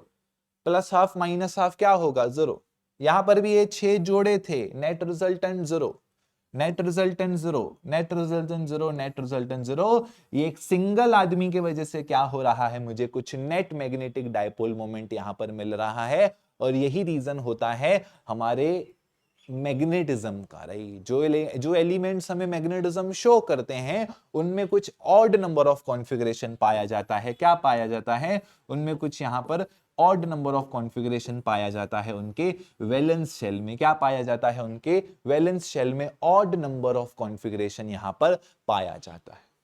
सो हमारे पास केमिस्ट्री में मैं कंसीडर कर सकता हूं कुछ 118 या 119 एलिमेंट्स पाए जाते हैं वास्तव में, जिसमें से मैं अज्यूम कर सकता हूं, रफली एक अप्रोक्सीमेटली बोल रहा हूं, आधे इवन होंगे आधे ऑड होंगे, बरोबर। तो इवन एलिमेंट्स तो मतलब कभी मैग्नेटिज्म शो कर ही नहीं सकते हैं। क्यों शो नहीं कर सकते हैं? बिकॉज खट खट खट खट खट सब स्पिन आपस में क्या हो जाएगा, इवन एलिमेंट्स में स्पिन के वजह से मैग्नेटिज्म तो कभी भी हमें देखने को नहीं मिलेगा, राइट, है ना। तो कौन से एलिमेंट्स हैं जिनमें टेंडेंसी है मैग्नेटिज्म शो करने का? तो वही एलिमेंट्स जिनके वैलेंस शेल में यहां पर कुछ ना कुछ ऑड कॉन्फ़िगरेशन यहां पर प्रेजेंट हो। क्या हो? कुछ ना कुछ ऑड कॉन्फ़िगरेशन यहां पर प्रेजेंट हो। तो अभी आपके मन में सवाल आएगा कि 118 में से अगर मैं आधे भी कंसीडर करूं, राइट, तो इसका कुछ आधा भी होता है 58 या कुछ ऐसे समथिंग के बराबर, 50 के तो ऊपर होगा आधा। तो इसका मतलब सर आप कहने का कोशिश कर रहे हो कि हमारे आधे एलिमेंट्स पीरियोडिक टेबल के मैग्नेटिज्म शो करते हैं? आप ऐसा बोल रहे हो हमको? क्योंकि आप क्या बोल रहे हो, आधे इवन है आधे ऑड है, सो इवन वाले मैग्नेटिज्म नहीं शो कर सकते हैं बिकॉज स्पिन का उनका मोमेंट हमेशा कैंसिल हो जाएगा, है ना। तो इसका मतलब ऑड वाले मैग्नेटिज्म शो करने की टेंडेंसी रखते हैं। पर ऑड तो सर 50 के ऊपर एलिमेंट्स हैं, बट हम तो घिसा पिटा आयरन ही बार बार सुनते हैं मैग्नेट है। तो आइए समझाने का प्रयास करता हूं। ये हमने पढ़ा है एक एलिमेंट के बारे में। क्या पढ़ा है? ये हमने पढ़ा है एक एलिमेंट के बारे में। रियलिटी में हमारे पास एक एटम होता है कि रियलिटी में हमारे पास बल्क होता है? सो रियलिटी में हमारे पास बल्क होता है। क्या होता है? रियलिटी में हमारे पास यहां पर बल्क होता है। बल्क समझने के लिए सबसे बेस्ट एग्जांपल होता है हमारे लोकल ट्रेन का, राइट। बल्क समझने के लिए सबसे बेस्ट में बेस्ट एग्जांपल होता है हमारे लोकल ट्रेन का। उससे अच्छा एग्जांपल एग्जिस्ट कर ही नहीं सकता है। आइए थोड़ा सा समझने का प्रयास करते हैं। दिमाग में फील क्या रखना है? दिमाग में आपको फील यही रखना है कि हर एटम किसको रिप्रेजेंट करता है? हर एटम रिप्रेजेंट करता है डायपोल को। तो हर एटम का क्या है? हर एटम का है डायपोल मोमेंट। डायपोल मोमेंट क्या है? डायपोल मोमेंट वेक्टर क्वांटिटी है। इसका मतलब हर एटम का यहां पर कुछ ना कुछ डायरेक्शन होगा। बात करते हैं यहां पर लोकल ट्रेन के बारे में। सो लोकल ट्रेन को आप कंसीडर करो एक बल्क है। जैसे अगर मैंने कंसीडर किया मेरे पास क्लोरीन है, सो क्लोरीन क्या होगा मेरे पास? क्लोरीन का एक एलिमेंट थोड़ी होगा, क्लोरीन की लिक्विड होगी पूरी मेरे पास, तो उसके अंदर तो Avogadro number of molecules present होंगे। सोडियम कंसीडर किया तो सोडियम क्या एक एटम होगा क्या? नहीं यार, सोडियम मेरे पास ऐसा 1 सेंटीमीटर का टुकड़ा होगा जिसके अंदर अगेन हजारों करोड़ों एटम सोडियम के प्रेजेंट होंगे। तो लोकल ट्रेन में भी क्या होता है? बल्क में चीजें प्रेजेंट होती हैं। सो ध्यान से देखो लोकल ट्रेन का स्ट्रक्चर कैसा है। ये दो जने, ओके, ये दो पर्सन यहां देख रहे हैं, बाहर देख रहे हैं, तो इनका वेक्टर कहां आ रहा है? इनका वेक्टर अज्यूम करते हैं बाहर के तरफ आ रहा है। ये बंदा कहां देख रहा है? ये बंदा अंदर देख रहा है। सो इसका वेक्टर कहां जा रहा है? इसका वेक्टर यहां से अंदर के तरफ जा रहा है। बोलो, दोनों ने आपस में इफेक्ट क्या कर दिया? दोनों ने आपस में इफेक्ट यहां पर कैंसिल कर दिया। वो बाहर है, वो अंदर है। ये ऑड एलिमेंट ही कंसीडर किया है, कोई भी ऑड एलिमेंट है पर बल्क में है। ऑड एलिमेंट में हजारों करोड़ों क्लोरीन प्रेजेंट है, तो ये हर एक एटम क्लोरीन का ही है। तो सबके पास नेट मैग्नेटिक डायपोल मोमेंट तो है ना। क्लोरीन के पास हमने क्या देखा था? क्लोरीन के पास नेट मैग्नेटिक डायपोल मोमेंट तो है, बट बल्क कंसीडर किया है तो हजारों एलिमेंट है। चलो, अब ये बंदा कहां देख रहा है? ये बंदे का भी मुंडी उधर है, सो ये बंदा भी आगे देख रहा है। तो जो इसने इस तरफ मैग्नेटिक डायपोल मोमेंट का डायरेक्शन था, ये बंदा उसका मैग्नेटिक डायपोल मोमेंट का डायरेक्शन कैंसिल कर देगा। दोनों ने डायरेक्शन यहां पर कैंसिल कर दिया। ये बंदा यहां पे रुक के फोन पे बात कर रहा है ऐसे कि हेलो कैसे हो, कहाँ हो, तो उधर ही ऑपोजिट दूर के तरफ कोई ऐसे बना, कोई ऐसे आसपास में कुछ ऐसा बना रहा होगा तंबाकू से इस तरफ मुंह करके, राइट। सो बेसिकली इसका मुंडी यहां है, तो इसका नेट मैग्नेटिक डायपोल मोमेंट वहां। यहां जो खड़ा है वो अपने में ऐसे बैठा है, सो इसका नेट मैग्नेटिक डायपोल मोमेंट कुछ यहाँ के तरफ। सो बेसिकली देख रहे हो क्या, सारे लोग एक दूसरे को क्या करते जाएंगे? सारे लोग एक दूसरे को ऐसे ही कैंसिल करते जाएंगे। क्या करते जाएंगे? सारे लोग ऐसे ही एक दूसरे को कैंसिल करते जाएंगे। ये दो शक्लें हैं, ये इस तरफ देख रही हैं आपके तरफ, राइट। इनके पीछे जो शक्लें हैं, इनके पीछे भी देखो 2 लोग बैठे हैं, सो इनके पीछे जो 2 लोग बैठे हैं, ये पेयर एक दूसरे को कैंसिल करेगा, ये पेयर एक दूसरे को कैंसिल करेगा। ऐसे करके बल्क में प्रॉब्लम क्या होता है, बल्क में एलिमेंट्स एक दूसरे को ही कैंसिल कर देते हैं।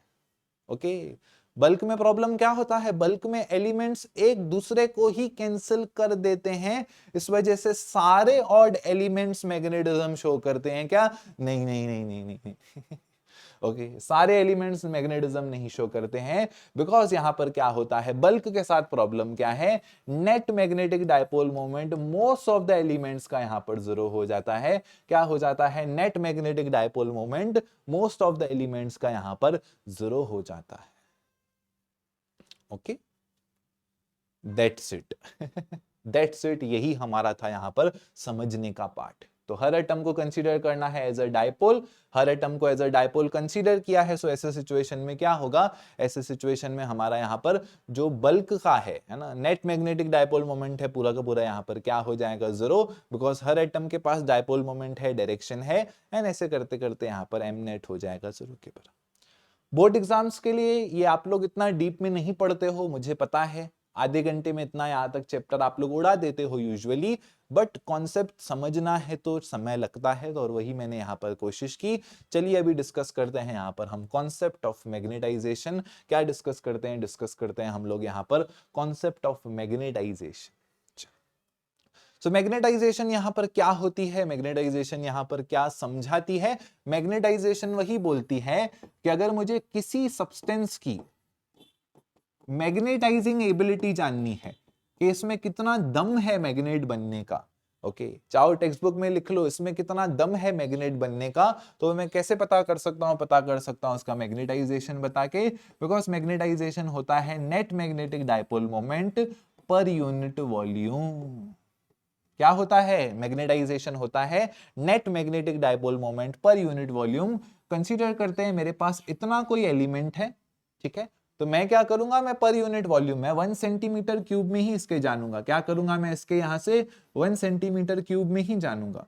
सो 1 सेंटीमीटर क्यूब में कितने नेट मैग्नेटिक डायपोल मोमेंट मेरे रह जा रहे हैं, क्योंकि हमको तो समझ गया कि इवन एलिमेंट्स कुछ शो नहीं करेंगे, जिनका वैलेंस शेल में इवन टेंडेंसी है। ऑड वालों का प्रॉब्लम क्या है, ऑड वालों के पास नेट मैग्नेटिक डायपोल मोमेंट तो है, बट जब हम रियलिटी में बल्क कंसीडर करते हैं तो आधे से ज्यादा एलिमेंट्स उड़ जाते हैं। तो बेसिकली हम लोग अभी क्या कोशिश करेंगे, पर यूनिट वॉल्यूम में कितना डायपोल मोमेंट बच रहा है। ओके और उसी प्रॉपर्टी को क्या नाम देते हैं, उसी प्रॉपर्टी को नाम देते हैं मैग्नेटाइजेशन। सो मैग्नेटाइजेशन जिसमें नेट मैग्नेटिक डायपोल मोमेंट ज्यादा बचेगा वो मैग्नेटाइज ज्यादा इजीली हो पाएगा। ओके तो उस वजह से वो पावरफुल मैग्नेट होगा। तो ये हो जाता है यहां पर हमारा पहला फॉर्मूला। ये एमएचटी सीईटी के लिए सम्स के लिए सबसे ज्यादा जरूरी इस चैप्टर से यही फॉर्मूला है, ठीक है। सम्स आपके इसी फॉर्मूला पे आधारित आते हैं, सम्स के पॉइंट ऑफ व्यू से देखें तो यही फॉर्मूला यहां पर सबसे ज्यादा जरूरी हो जाता है। अब इसके बाद स्टार्ट होती है एक डेरिवेशन, जिसमें हमारा आधा चैप्टर एग्जैक्टली पूरा हो जाएगा, हाफ चैप्टर हमारा वहां पर एग्जैक्टली पूरा हो जाएगा।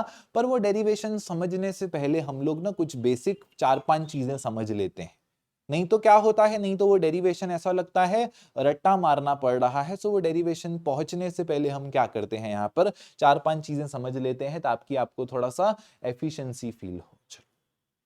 डेरिवेशन में हम क्या करने वाले हैं, डेरिवेशन में हम कंसीडर करने वाले हैं एक सोलेनोइड। क्या कंसीडर करने वाले हैं, कंसीडर करने वाले हैं एक सोलेनोइड। सोलेनोइड कहां पर पढ़ा था क्या, हाँ मैंने पढ़ाया था। कहां पढ़ाया था सर आपने, magnetic effects of electric current के आखिरी के पार्ट में पढ़ाया था, बरोबर। So magnetic effects of electric current के आखिरी के पार्ट में हमने क्या पढ़ा है, आखिरी के पार्ट में हमने पढ़ा है सोलेनोइड। तो ये है आपकी यहाँ पर सोलेनोइड की फॉर्मूला, ठीक है। तो ये रट्टा मारने की जरूरत नहीं है, ये आपकी डायरेक्ट फॉर्मूला है। क्या है डायरेक्ट फॉर्मूला है, B0 is equals to μ0 times of Ni। N का मतलब है जितने नंबर ऑफ टर्न्स हैं, I का मतलब है यहां से जितना करंट यहां पर बह रहा है। हम लोगों को करना क्या है, हम लोगों को यहां पर मार्केट से, बाजार से जाके एक रॉड लेके आनी है। ओके हम लोगों को क्या करना है, हम लोगों को बाजार जाना है, बाजार जाके क्या लेके आनी है, बाजार जाके यहां पर एक रॉड लेके आनी है। तो बाजार से जो हम रॉड लेके आएंगे उस रॉड को क्या करना है, उस रॉड को हमको सोलेनॉइड के अंदर रख देना है। क्या करना है, बाजार से जो मैं रॉड लाया हूं उसी रॉड को क्या करना है, उसी रॉड को मुझे यहाँ पर सोलेनॉइड के अंदर रख देना है। तो बेसिकली वो जो रॉड है मेरी, उसी को क्या करेंगे, उसी को यहाँ पर सोलेनॉइड के अंदर हम लोग रख देंगे। ओके, सो यही है हमारा यहाँ पर बेसिक सा फंडा इस डेरिवेशन का। चलिए अब मुझे एक बात बताइए, मैंने दो स्टूडेंट्स को यहाँ पर पैसे दिए। एक स्टूडेंट को मैंने बोला मेरे लिए रॉड लेके आ 50 रुपए की। क्या बोला, एक स्टूडेंट को मैंने बोला मेरे लिए रॉड लेके आ यहाँ पर 50 रुपए की। दूसरे स्टूडेंट को मैंने यहाँ पर कहा मेरे लिए रॉड लेके आ 400 रुपए की।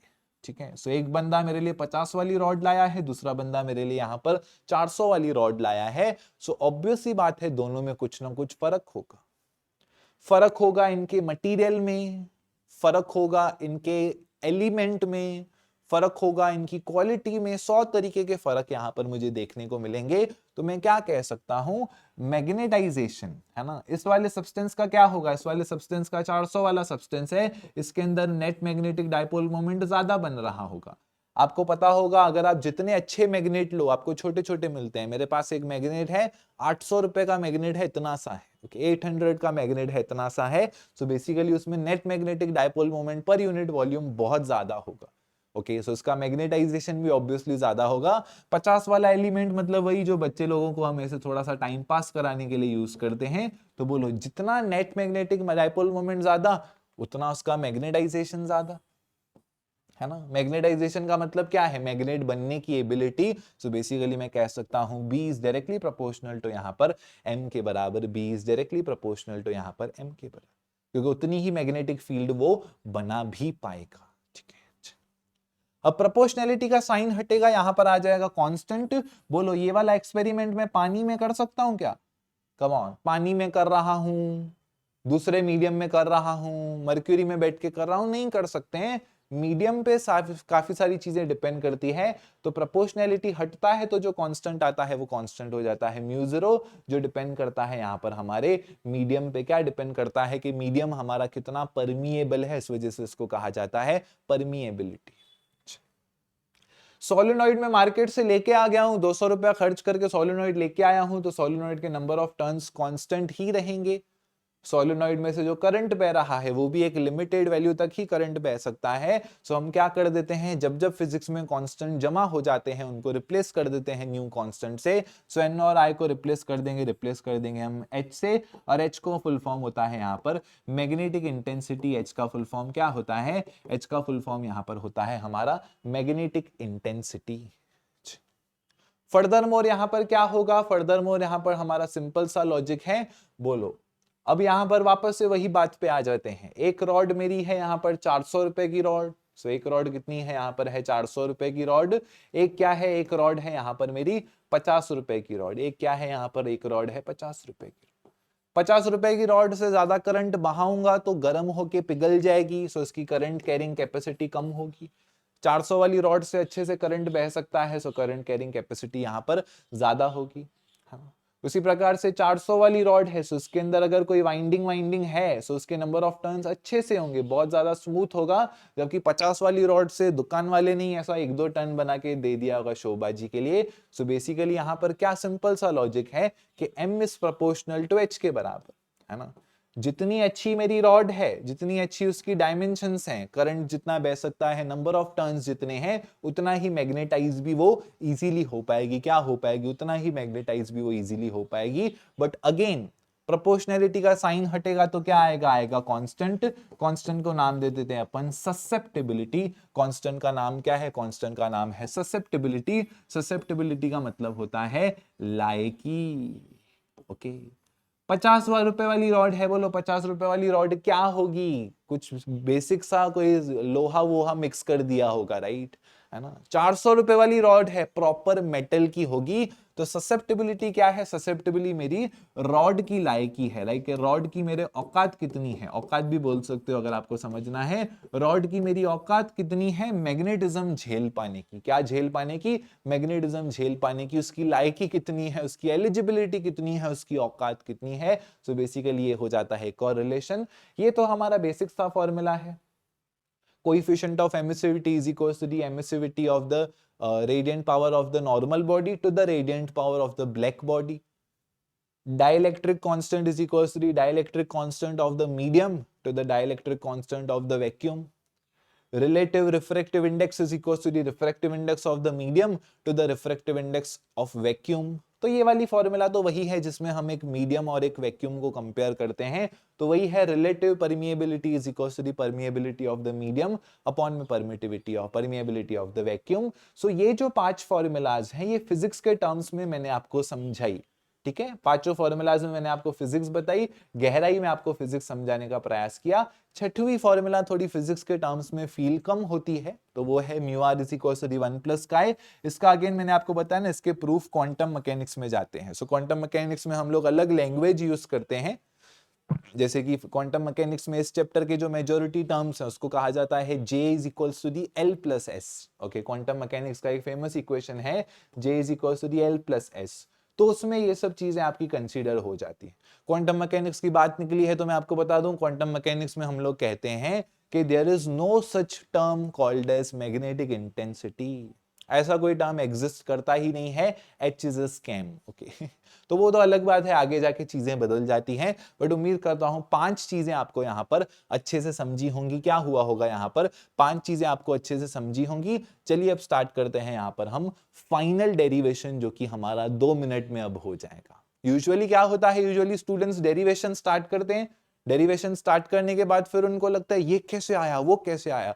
यहां पर मैंने 5 चीजें आपको पहले बता दी, तो अब डेरिवेशन हमारा यहां पे 2 मिनट में हो जाएगा. Let's start.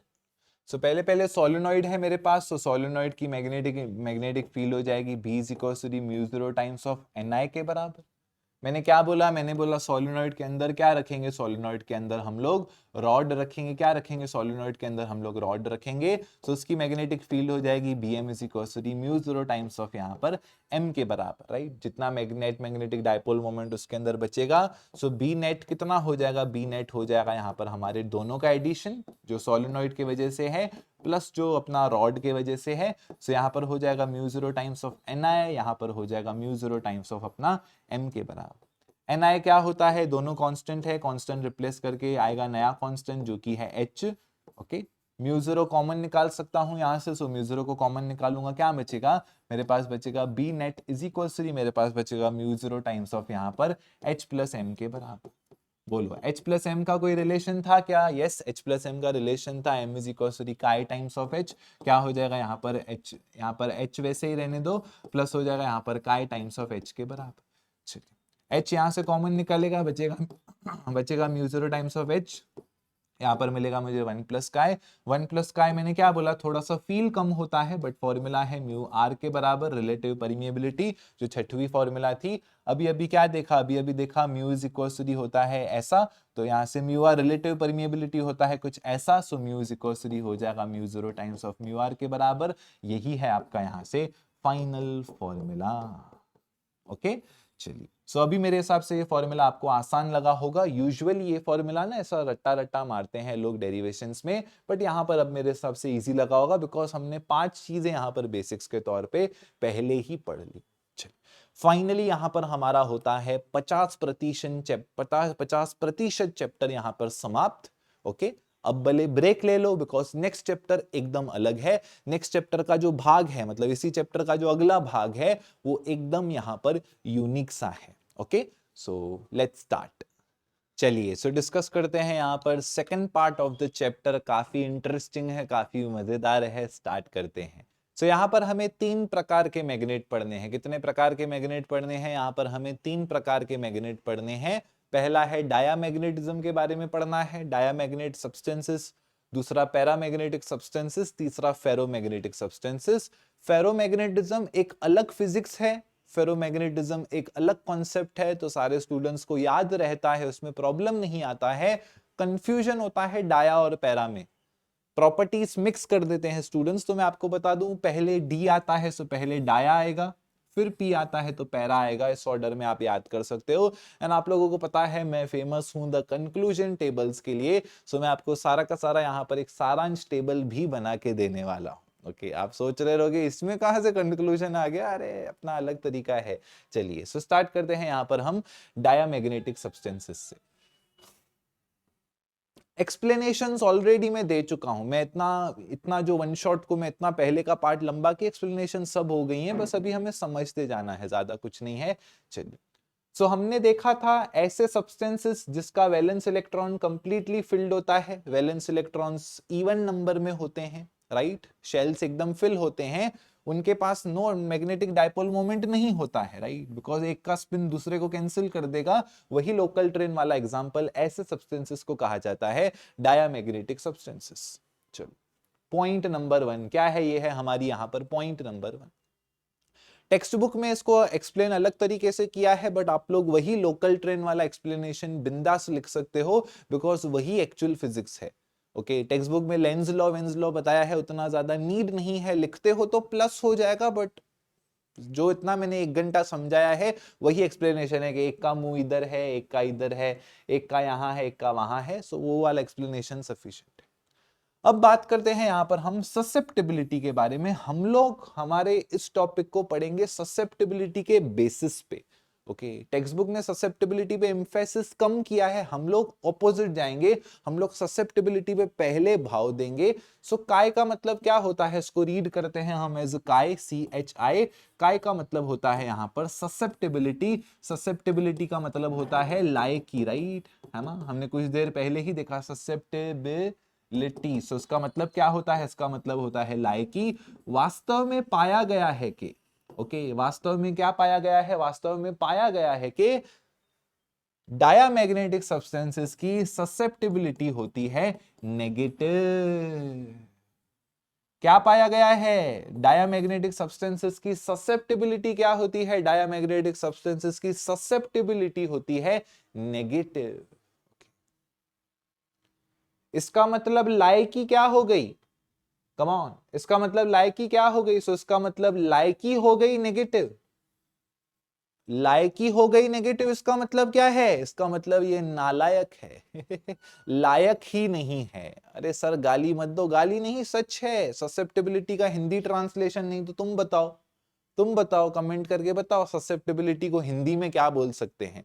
तो मेरे हिसाब से तो मुझे लायकी वर्ड सबसे बेस्ट लगता है। सो लायकी नेगेटिव, इसका मतलब लायक नहीं है।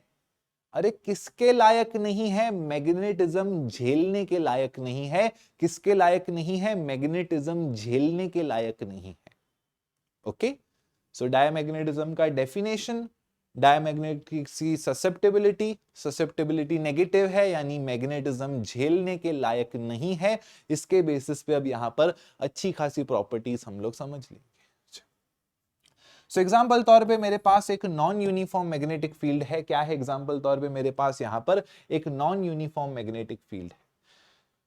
So non uniform magnetic field में क्या होता है, नॉन यूनिफॉर्म मैग्नेटिक फील्ड कैसे भी हो सकती है, कहीं पर मैग्नेटिक फील्ड स्ट्रांग होगी, मतलब वहां पर लाइंस बहुत ज्यादा पास होंगी, कहीं पर मैग्नेटिक फील्ड वीक होगी जहां पर लाइंस कम पास होंगी। सो कहीं पर मैग्नेटिक फील्ड स्ट्रांग होगी, कहीं पर मैग्नेटिक फील्ड वीक होगी।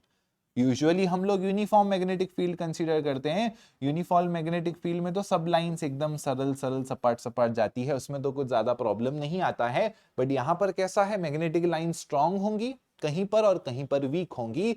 तो ऐसे सिचुएशन में हम क्या कर देते हैं, ऐसे सिचुएशन में हम हमारे डायामैग्नेटिक सब्सटेंस को यहाँ पर रख देते हैं। डायामैग्नेटिक सब्सटेंस को क्या कर देते हैं, ऐसे सिचुएशन में हम लोग हमारे डायामैग्नेटिक सब्सटेंस को यहाँ पर रख देते हैं स्ट्रांग पोजीशन में, है ना। हम लोग हमेशा वही चाहते हैं कि इंसान का भला हो, इंसान ताकतवर बने, इंसान काबिल बने, स्टूडेंट काबिल बने, वही हम चाहते हैं। पर यहाँ पर इसका ससेप्टिबिलिटी क्या है, ससेप्टिबिलिटी नेगेटिव है, इसकी लायकी है ही नहीं। क्या हो जाएगा, स्ट्रॉन्ग से ये वापस कहां पर आ जाएगा, स्ट्रॉन्ग से ये वापस आ जाएगा वीक पे, स्ट्रॉन्ग से कहां पर आ जाएगा, स्ट्रॉन्ग से आ जाएगा वीक पे।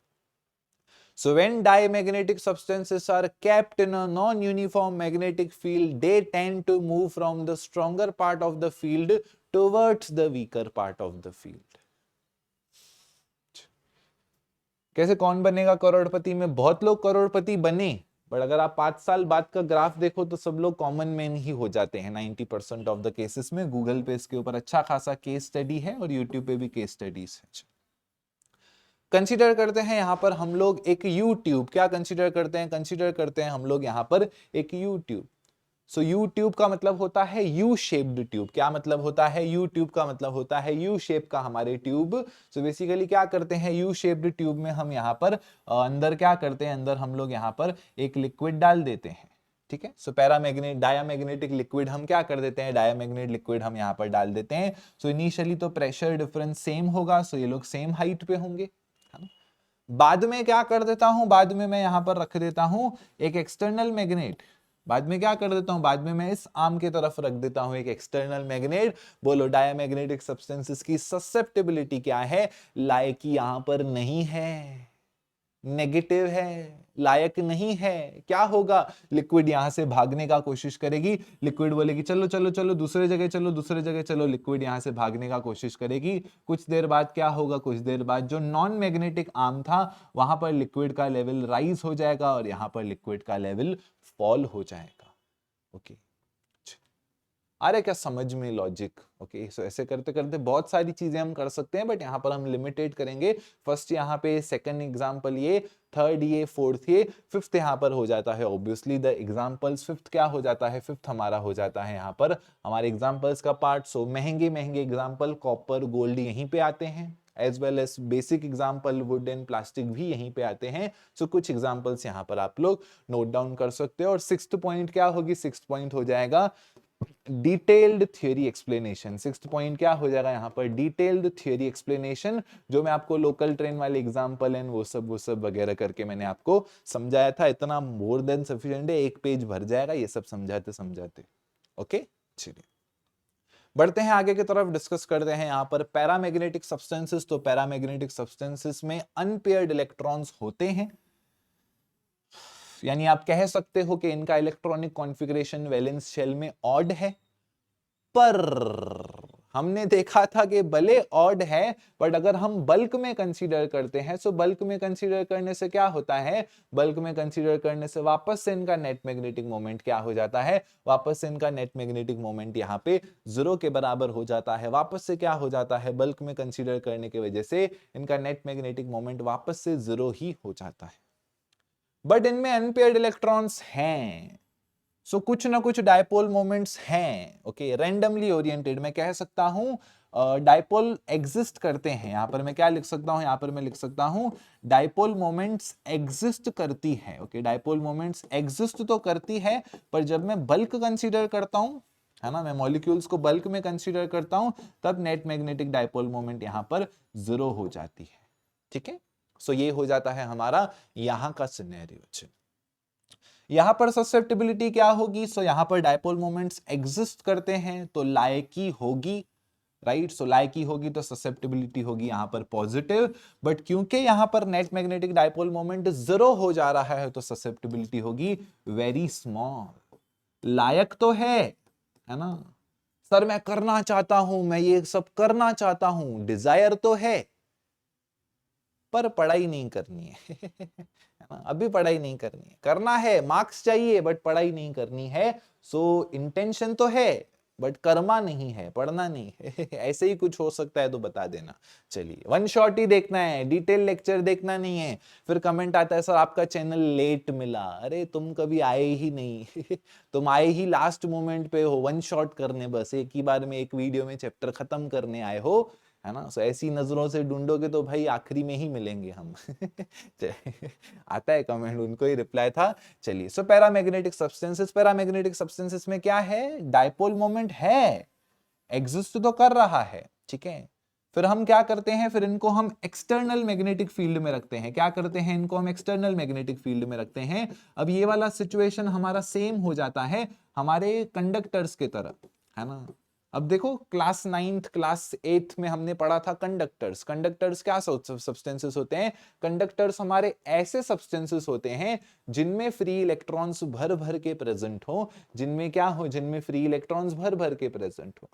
सो अगर कंडक्टर में हमारे मिलियंस में फ्री इलेक्ट्रॉन्स प्रेजेंट होते हैं तो आइडियली तो कंडक्टर मेरा बिना बैटरी सप्लाई के ही कंडक्ट करना चाहिए, राइट।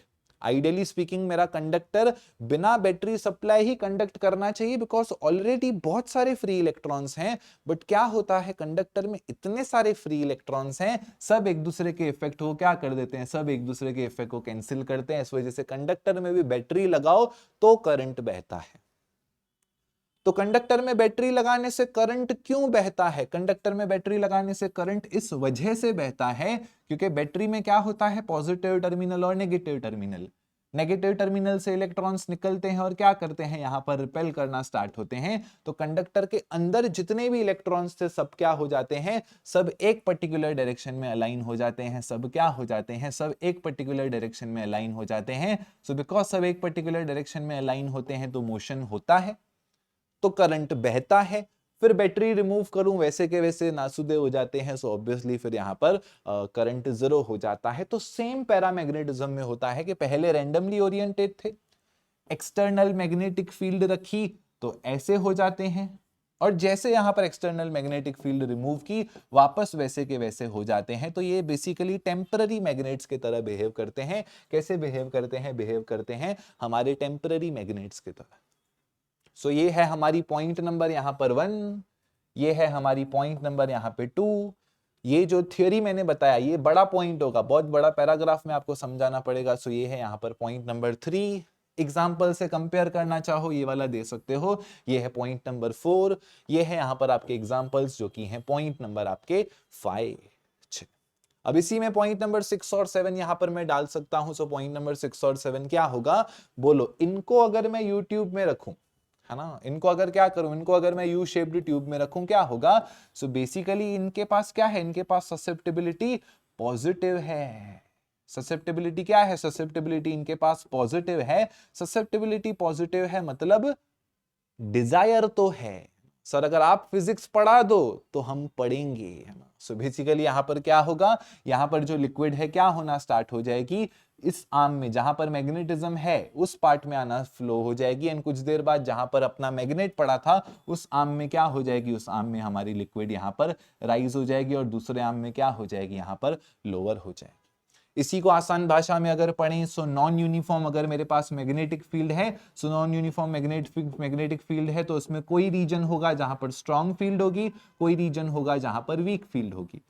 सो अगर मैंने मेरा पैरामैग्नेटिक सब्सटेंस लिया और पैरामैग्नेटिक सब्सटेंस को वीक वाली जगह पे रखा, तो बोलो ससेप्टिबिलिटी क्या है, ससेप्टिबिलिटी आखिर भी पॉजिटिव है, लायक वो है, इसमें लायकी आखिर भी है। सो बिकॉज इसमें लायकी है सो क्या होगा, वीक से स्ट्रॉन्ग जगह पे जाना स्टार्ट हो जाएगा। जैसे आपकी फिजिक्स अब यहां पर स्ट्रॉन्ग होते जा रही है ना। सो वीक से यहां पर स्ट्रॉन्ग तरीके से स्ट्रॉन्ग पोजीशन में चलता जाएगा। सो ये हो जाता है कॉन्सेप्ट ऑफ हमारा पैरामैग्नेटिज्म। फेरोमैग्नेटिज्म में वही लॉजिक्स जो हमने पढ़े सारे के सारे वही लॉजिक्स आपके सेम वापस से लगते हैं, बिकॉज फेरोमैग्नेटिक सब्सटेंस में क्या होता है, फेरोमैग्नेटिक सब्सटेंस की भी ससेप्टिबिलिटी यहां पर पॉजिटिव होती है, पर लार्ज वैल्यू होता है। इसका वैल्यू क्या होता है, इसका वैल्यू यहां पर लार्ज होता है। इसका मैग्नीट्यूड क्या होता है, इसका मैग्नीट्यूड यहां पर ज्यादा होता है। सो फेरोमैग्नेटिक सब्सटेंस को अगर मैं यू शेप ट्यूब में रखूंगा, सो जहां पर मैग्नेटिक फील्ड है फेरोमैग्नेटिक लिक्विड भी वहीं जाएगी। ओके, फेरोमैग्नेटिक सब्सटेंस भी मेरा वहीं जाएगा, बट जल्दी जाएगा, फास्ट जाएगा। फेरोमैग्नेटिक सब्सटेंस को अगर मैं नॉन यूनिफॉर्म फील्ड में रखूं, so weak part of the field से स्ट्रॉन्ग पार्ट पे जाएगा, बट जल्दी जाएगा। तो जो हमने यहां पर पढ़ा ना, वापस से यही सब चीजें यहां पर हो जाती हैं। सो फेरोमैग्नेटिक सब्सटेंस कौन से सब्सटेंसेस हैं, ओके, ऐसे सब्सटेंसेस जिनकी ससेप्टिबिलिटी का वैल्यू पॉजिटिव भी है और बड़ा भी है। यू शेप ट्यूब में क्या होगा, यू शेप ट्यूब में इनको रखा तो जहां पर मैग्नेटिज्म है, जहां पर मैग्नेट अप्लाई किया है वहां पर हाइट बढ़ जाएगी, वहां पर हाइट क्या होगी, बढ़ जाएगी। और थर्ड पॉइंट क्या था, थर्ड पॉइंट था हमारा वीक पार्ट से लेके स्ट्रॉन्ग पार्ट पे जाएगा, बिकॉज लायक है। बिकॉज क्या है, बिकॉज यहां पर लायक है। सो देखो 3-4 पॉइंट तो आपकी यहां पर एग्जैक्टली सेम हो गई। बट आइए समझने का प्रयास करते हैं फेरोमैग्नेटिक सब्सटेंस एक्चुअल में होता क्या है। सो देखो अभी तक हमें पता है कि हमारे पास एक अगर सब्सटेंस है तो सब्सटेंस के अंदर हमें पता है नेट मैग्नेटिक डाइपोल मोमेंट होता है हर एटम का।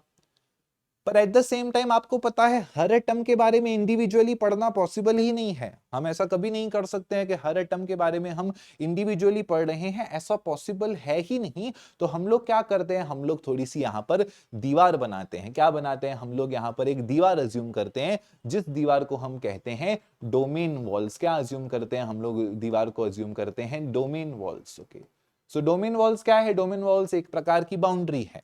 एग्जाम्पल तौर पे अगर मैं बैठूं, एक एरिया कंसीडर करूं, एक स्कूल है, स्कूल के अंदर एक क्लास है, तो मुझे पता है ये फर्स्ट बेंचर्स का डोमेन है, यहाँ पर सब पढ़े लिखे लोग मिलेंगे। चलिए, ये लास्ट बेंचर्स का डोमेन है, यहाँ पर मोस्ट क्रिएटिव पर्सन मुझे मिल सकते हैं, और ये भी लास्ट बेंचर्स का डोमेन है। ओके, बट यहाँ पर एकदम लफड़े वाले लोग भी मिल सकते हैं।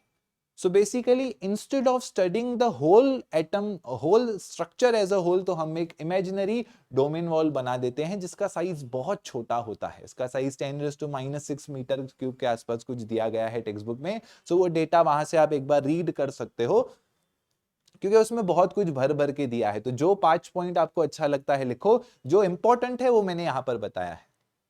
इंपॉर्टेंट चीजें सारी मैंने यहां पर कवर की है, तो उसका आपको टेंशन बिल्कुल भी नहीं लेना है। चलिए, सो बेसिकली डोमेन वॉल्स में क्या होता है, डोमेन वॉल्स में सब लोग एक ही तरफ डायरेक्शन शो करते हैं। एग्जाम्पल तौर पे अगर फर्स्ट बेंच पे 3 लोग साथ में बैठे हैं, तो सेम माइंडसेट के होंगे कि पढ़ाई करनी है, राइट। लास्ट बेंच पे अगर 3 लोग बैठे हैं, सेम माइंडसेट के होंगे कि पढ़ाई भी करनी है, तो दूसरी 1000 चीजें और भी करनी है, राइट। तो उसी प्रकार से डोमेन के अंदर क्या होता है, डोमेन के अंदर हमको एक पर्टिकुलर कोई नेट मैग्नेटिक डायपोल मिलता है। अभी समझो मैं कोई वॉल कंसीडर करता हूं, क्या होगा, एक एटम इधर, एक एटम इधर, एक एटम इधर, एक एटम इधर, एक एटम इधर, ऐसा ऐसा करते करते तो यहां पर भी कैंसिलेशंस होंगी। पर अगर उस वॉल का मैं एक नेट मोमेंट निकालना चाहूं तो वो भी मुझे मिलेगा। सो बेसिकली यही रिप्रेजेंट किया गया है यहां पर इस डायग्राम में, ठीक है। तो अगेन यहाँ पर अपने बहुत सारे ऐसे डोमेन्स हैं, सो बहुत सारी नेट मैग्नेटिक डायपोल मोमेंट यहाँ पर है। बट हमने क्या देखा था, बल्क में क्या होता है, सो बल्क में रैंडमली ओरिएंटेशन की वजह से वापस से नेट मैग्नेटिक मोमेंट यहाँ पर जीरो हो जाता है। क्या हो जाता है, नेट मैग्नेटिक मोमेंट यहाँ पर जीरो हो जाता है। बट फेरोमैग्नेटिक सब्सटेंस में जीरो नहीं होता है, थोड़ा बहुत एग्जिस्ट करता है। ओके, कैंसिलेशन होगा, ये लेफ्ट है ये राइट है, खत्म। ये ऊपर है ये नीचे है, खत्म। ये आड़ा है ये टेढ़ा है, खत्म। बट यहां पर still net magnetic dipole moment exist करता है, भले उसका मैग्नीट्यूड कम होता है। मैग्नीट्यूड क्या होता है, मैग्नीट्यूड उसका कम होता है, still net magnetic dipole moment exist करता है। ओके, अब क्या करते हैं इसको सुधारने के लिए, इसको सुधारने के लिए हम क्या करते हैं, जैसे यहां पर हम करंट इलेक्ट्रिसिटी में बैटरी लगाते हैं, पैरामैग्नेटिक सब्सटेंस में एक्सटर्नल मैग्नेटिक फील्ड लगाते हैं, उसी प्रकार से फेरोमैग्नेटिक सब्सटेंस को भी हम क्या करते हैं, एक्सटर्नल मैग्नेटिक फील्ड में रखते हैं। क्या करते हैं, एक्सटर्नल मैग्नेटिक फील्ड में रखते हैं। सो एक्सटर्नल मैग्नेटिक फील्ड में रखते हैं तो क्या होता है, आपने देखा अभी कुछ देर पहले ही कि सारा टॉर्क वॉर्क एक्सर्ट होता है, डायरेक्शन चेंज होते हैं। जो भी अपन ने, या जो ये वाला एग्जांपल मैंने दिया, आप इसी से रिलेट करो। जैसे एक्सटर्नल बैटरी लगाई तो सब एक डायरेक्शन में आ गए, तो उसी प्रकार से यहां पर एक्सटर्नल मैग्नेटिक फील्ड में रखते हैं तो यहां पर नेट मैग्नेटिक डायपोल मोमेंट सारा एक डायरेक्शन में हो जाता है और उसकी वैल्यू बहुत ज्यादा मिलती है। ओके, तो कोई बोलेगा ये तो पैरामैग्नेटिज्म में भी हो रहा था। पैरामैग्नेटिज्म में भी अपन ने अगर यहां पर एक्सटर्नल मैग्नेटिक फील्ड में रखा था तो भी यहां पर अपने को सब एक डायरेक्शन में मिल रहे थे, पर जैसे ही फील्ड रिमूव की बाहर से तो वापस सब ऐसे हो गए। बट यहां पर ऐसा नहीं होता है। पैरामैग्नेटिक सब्सटेंस को अगर आपने एक बार एक्सटर्नल मैग्नेटिक फील्ड में रखा और उसके अंदर अगर डायपोल्स अरेंज हो गए, सो जिंदगी भर के लिए हो गए। क्या हो गए, तो जिंदगी भर के लिए हो गए। इस वजह से फेरोमैग्नेटिक सब्सटेंस का दूसरा नाम होता है परमानेंट मैग्नेट। दूसरा नाम क्या होता है, दूसरा नाम यहां पर हो जाता है परमानेंट मैग्नेट। बोलो फर्क समझा क्या, पैरामैग्नेटिज्म और फेरोमैग्नेटिज्म में दोनों जगह एक्सटर्नल मैग्नेट के बीच में अगर इनको रखोगे, इनकी डायपोल मोमेंट की स्ट्रेंथ बढ़ जाती है। बट पैरा में क्या है, आपने रिमूव कर दिया एक्सटर्नल मैग्नेट, गायब, वैसे के वैसे हो जाएंगे। फेरो में ऐसा नहीं है। फेरो में एक बार ये लोग ऐसे हो गए तो ये आपका परमानेंट मैग्नेट बन गया। मार्केट में जाके अब आप इसको बेच सकते हो। क्या कर सकते हो, मार्केट में जाके इसको आप बेच सकते हो। ठीक है, चलिए। सो ये वाला आपका हो जाता है बेसिक सा कॉन्सेप्ट। अब थोड़ा पढ़ते हैं यहाँ पर हम टेम्परेचर रिलेटेड कॉन्सेप्ट। क्या पढ़ते हैं अब हम लोग? पढ़ते हैं थोड़ा सा यहाँ पर टेम्परेचर रिलेटेड कॉन्सेप्ट। सो टेम्परेचर रिलेटेड यहाँ पर कॉन्सेप्ट कुछ ऐसा है कि अगर आप हीटिंग करना चालू करो, अगर आप क्या करो, अगर आप हीट करना चालू करो सब्सटेंस को, आप फेरोमैग्नेटिक सब्सटेंस को यहाँ पर हीट कर रहे हो, बोलो अगर आप हीट करोगे तो क्या होगा? Come on. तो जब आप गर्म करोगे तो ये जो हमने थोड़ी थोड़ी अभी कैसे मतलब नहीं यूज करना चाहिए मुझे डायलॉग, कैसे बोलते हैं, दो दोस्तों के बीच में झगड़ा डलवाना है तो उनके बीच में एक लड़की भेज दो, राइट? सो हीटेड इश्यूज हो जाएंगे एकदम। दो जगहों के बीच में लफड़ा कराना है, फर्स्ट बेंचर्स और लास्ट बेंचर्स के बीच में एकदम झगड़ा कराना है क्लास में, तो सीधा बस आपको बोलना है भाई मैं तो नहीं सहता, राइट है ना? फिर खुद ही मारा मारी उनके बीच में चालू हो जाएगी। सो बेसिकली उसी प्रकार से, वही लॉजिक से यहां पर मुझे अगर स्ट्रक्चर को वैनिश करना है तो क्या करना पड़ेगा? मुझे गर्मी डालनी पड़ेगी, मुझे यहां पर हीट डालनी पड़ेगी। सो बेसिकली हीट डालनी पड़ेगी। सो क्या होगा? हीट डालनी पड़ेगी तो ये जो भी आपकी डोमेन वॉल्स हैं, जो भी क्या है, जो भी आपकी यहां पर डोमेन वॉल्स है, क्या हो जाएंगी? आपकी एक समय के बाद वैनिश हो जाएंगी। और जो समय पे आपकी डोमेन वॉल्स वेनिश होती हैं उस टेम्परेचर को कहा जाता है क्यूरी टेम्परेचर। क्या कहा जाता है? उस टेम्परेचर को कहा जाता है क्यूरी टेम्परेचर, बिकॉज वो क्यूरी नामक साइंटिस्ट ने बनाया था, मतलब उसने डिस्कवर की थी ये प्रॉपर्टी कि एक टेम्परेचर पे आपकी सारी की सारी प्रॉपर्टीज, सारी की सारी डोमेन वॉल्स आपकी ब्रेक हो जाती है, एंड वैसे सिचुएशन में आपका फेरोमैग्नेटिक सब्सटेंस क्या बन जाता है? कन्वर्ट हो जाता है आपके पैरामैग्नेटिक सब्सटेंस में। और वही डेटा यहां पर दिया गया है। फर्दर मोर वही बोला गया है कि susceptibility is inversely proportional to temperature. जितना टेम्परेचर बढ़ाते जाओगे डोमेन वॉल्स ब्रेक होती जाएंगी, लफड़े होते जाएंगे, यूनिटी खत्म होती जाएगी, तो ससेप्टिबिलिटी आपकी कम होती जाएगी। एंड प्रोपोर्शनैलिटी का साइन हटेगा तो आ जाएगा कांस्टेंट। वही कांस्टेंट होता है आपका यहां से क्यूरी टेम्परेचर का कांस्टेंट, और यही उसका ग्राफ होता है।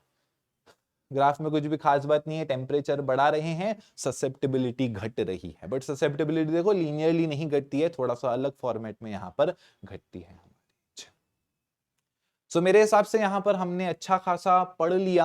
अब इनको हम फटाफट से कंक्लूड करते जाते हैं।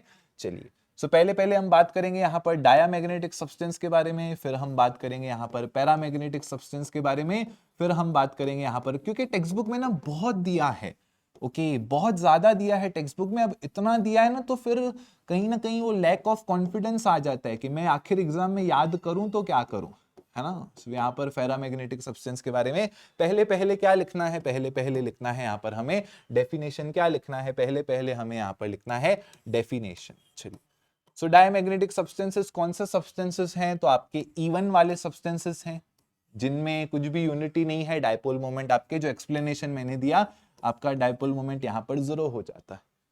पैरामैग्नेटिक कौन से सब्सटेंसेस हैं? पैरामैग्नेटिक सब्सटेंसेस ऐसे हैं जिसमें एम नेट एग्जिस्ट तो करता है बट आपका रैंडमली ओरिएंटेड है। क्या है यहाँ पर? रैंडमली ओरिएंटेड है।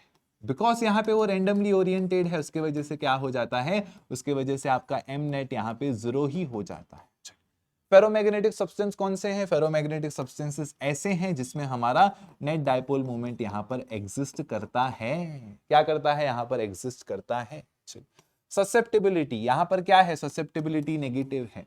ससेप्टिबिलिटी क्या है? पॉजिटिव है पर छोटी है। ससेप्टिबिलिटी यहाँ पर क्या है? पॉजिटिव है और काफी ज्यादा है, काफी ह्यूज है।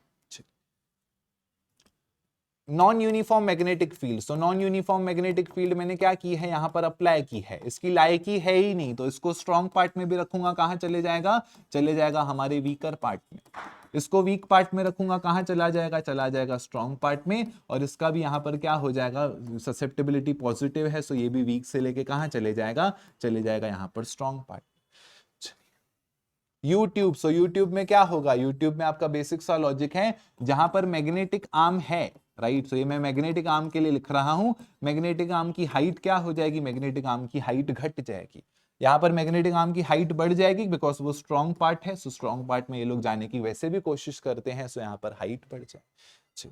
उसके बाद क्या करना है? उसके बाद आपको थियरी एक्सप्लेनेशन देना है।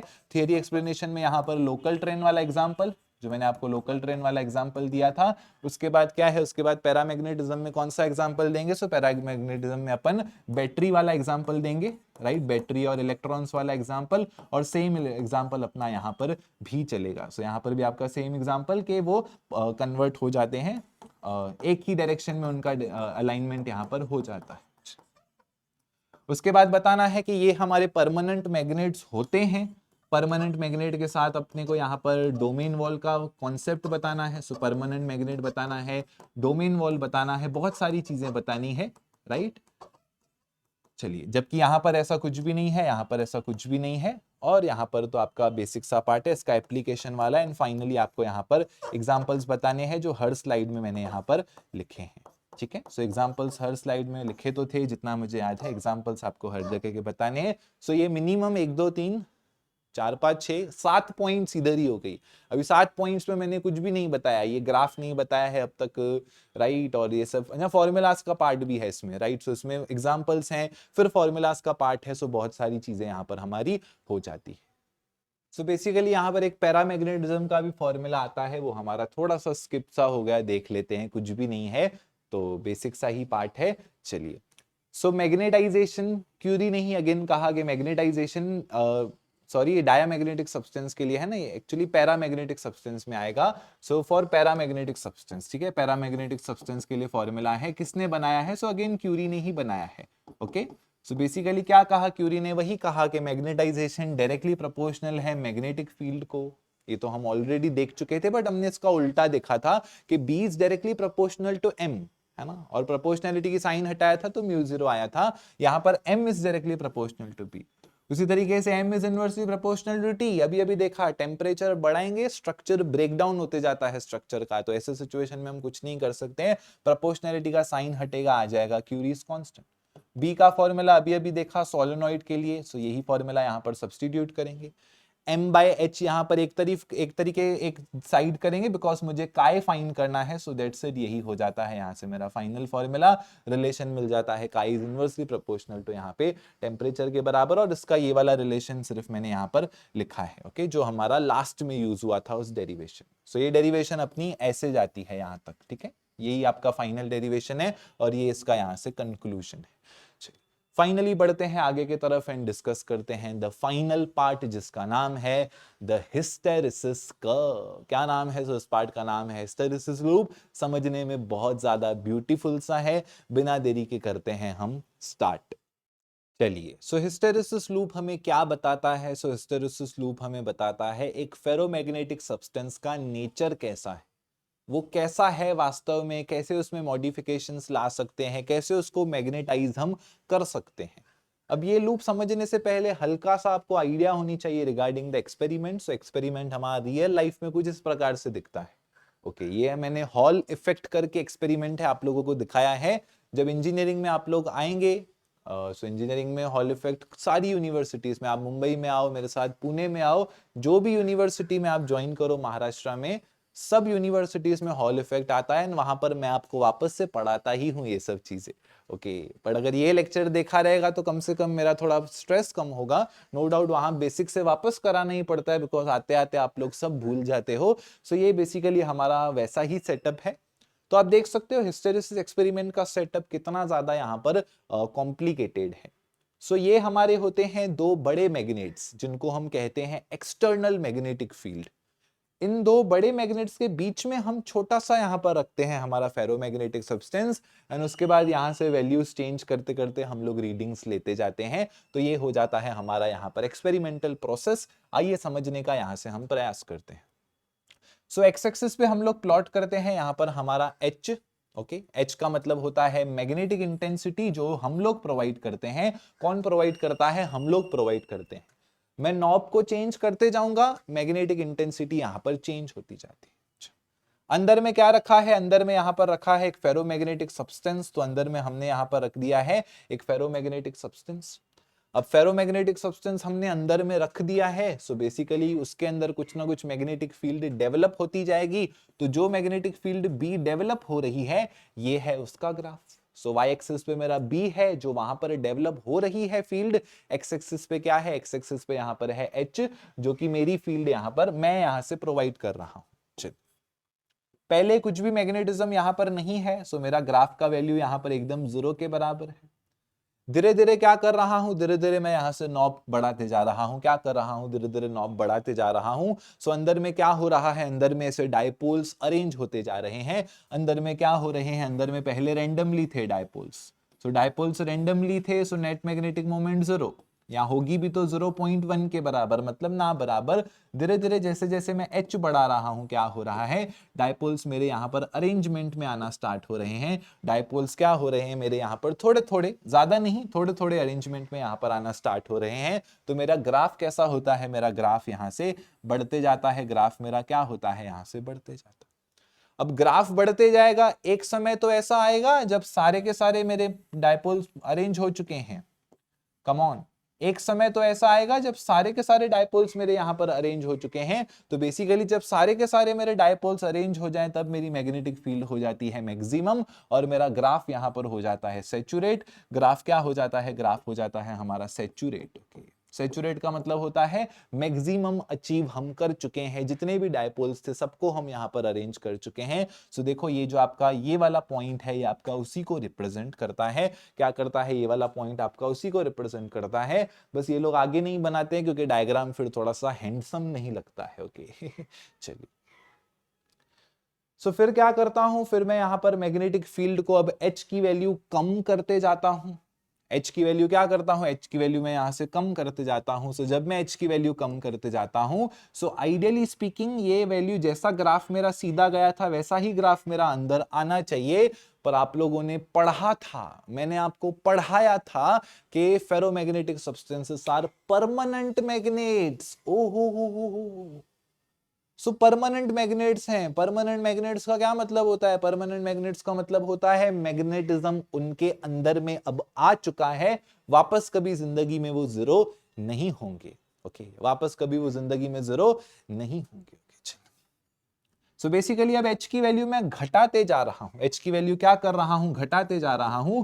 सो वापस मेरे थोड़े डायपोल्स जो नालायक थे वो अपने आप को रीअरेंज करते जाएंगे, करते जाएंगे, करते जाएंगे। सो बेसिकली कुछ समय बाद यहां पर क्या होगा, कुछ समय बाद मैंने वापस एच की वैल्यू 0 कर दी, है ना। कुछ समय बाद वापस मैंने एच की वैल्यू 0 कर दी। बट इस बार यहां पर आप देखो, ये जो लेंथ है, इतना मैग्नेटिज्म इंड्यूस परमानेंटली मेरे फेरोमैग्नेटिक सब्सटेंस में हो चुका है। क्या हो चुका है, ये जो लेंथ है उतना मैग्नेटिज्म मेरे फेरोमैग्नेटिक सब्सटेंस में इंड्यूस हो चुका है, और इसी को हम कहते हैं रिटेंशन, घर वापसी ओके, सो बेसिकली यहां पर रिटेंशन हो गया, यानी जो उसका नेचर था वो वैसा यहां पर हो गया। सो रिटेन हो गया, जो जैसा ओरिजिनल नेचर में था उसी प्रकार से ओरिजिनल नेचर में यहां पर आ गया। सो इसी जो सेक्शन को अपन कहते हैं रिटेंशन। सो ये लेंथ आपकी रिप्रेजेंट करती है रिटेंशन को।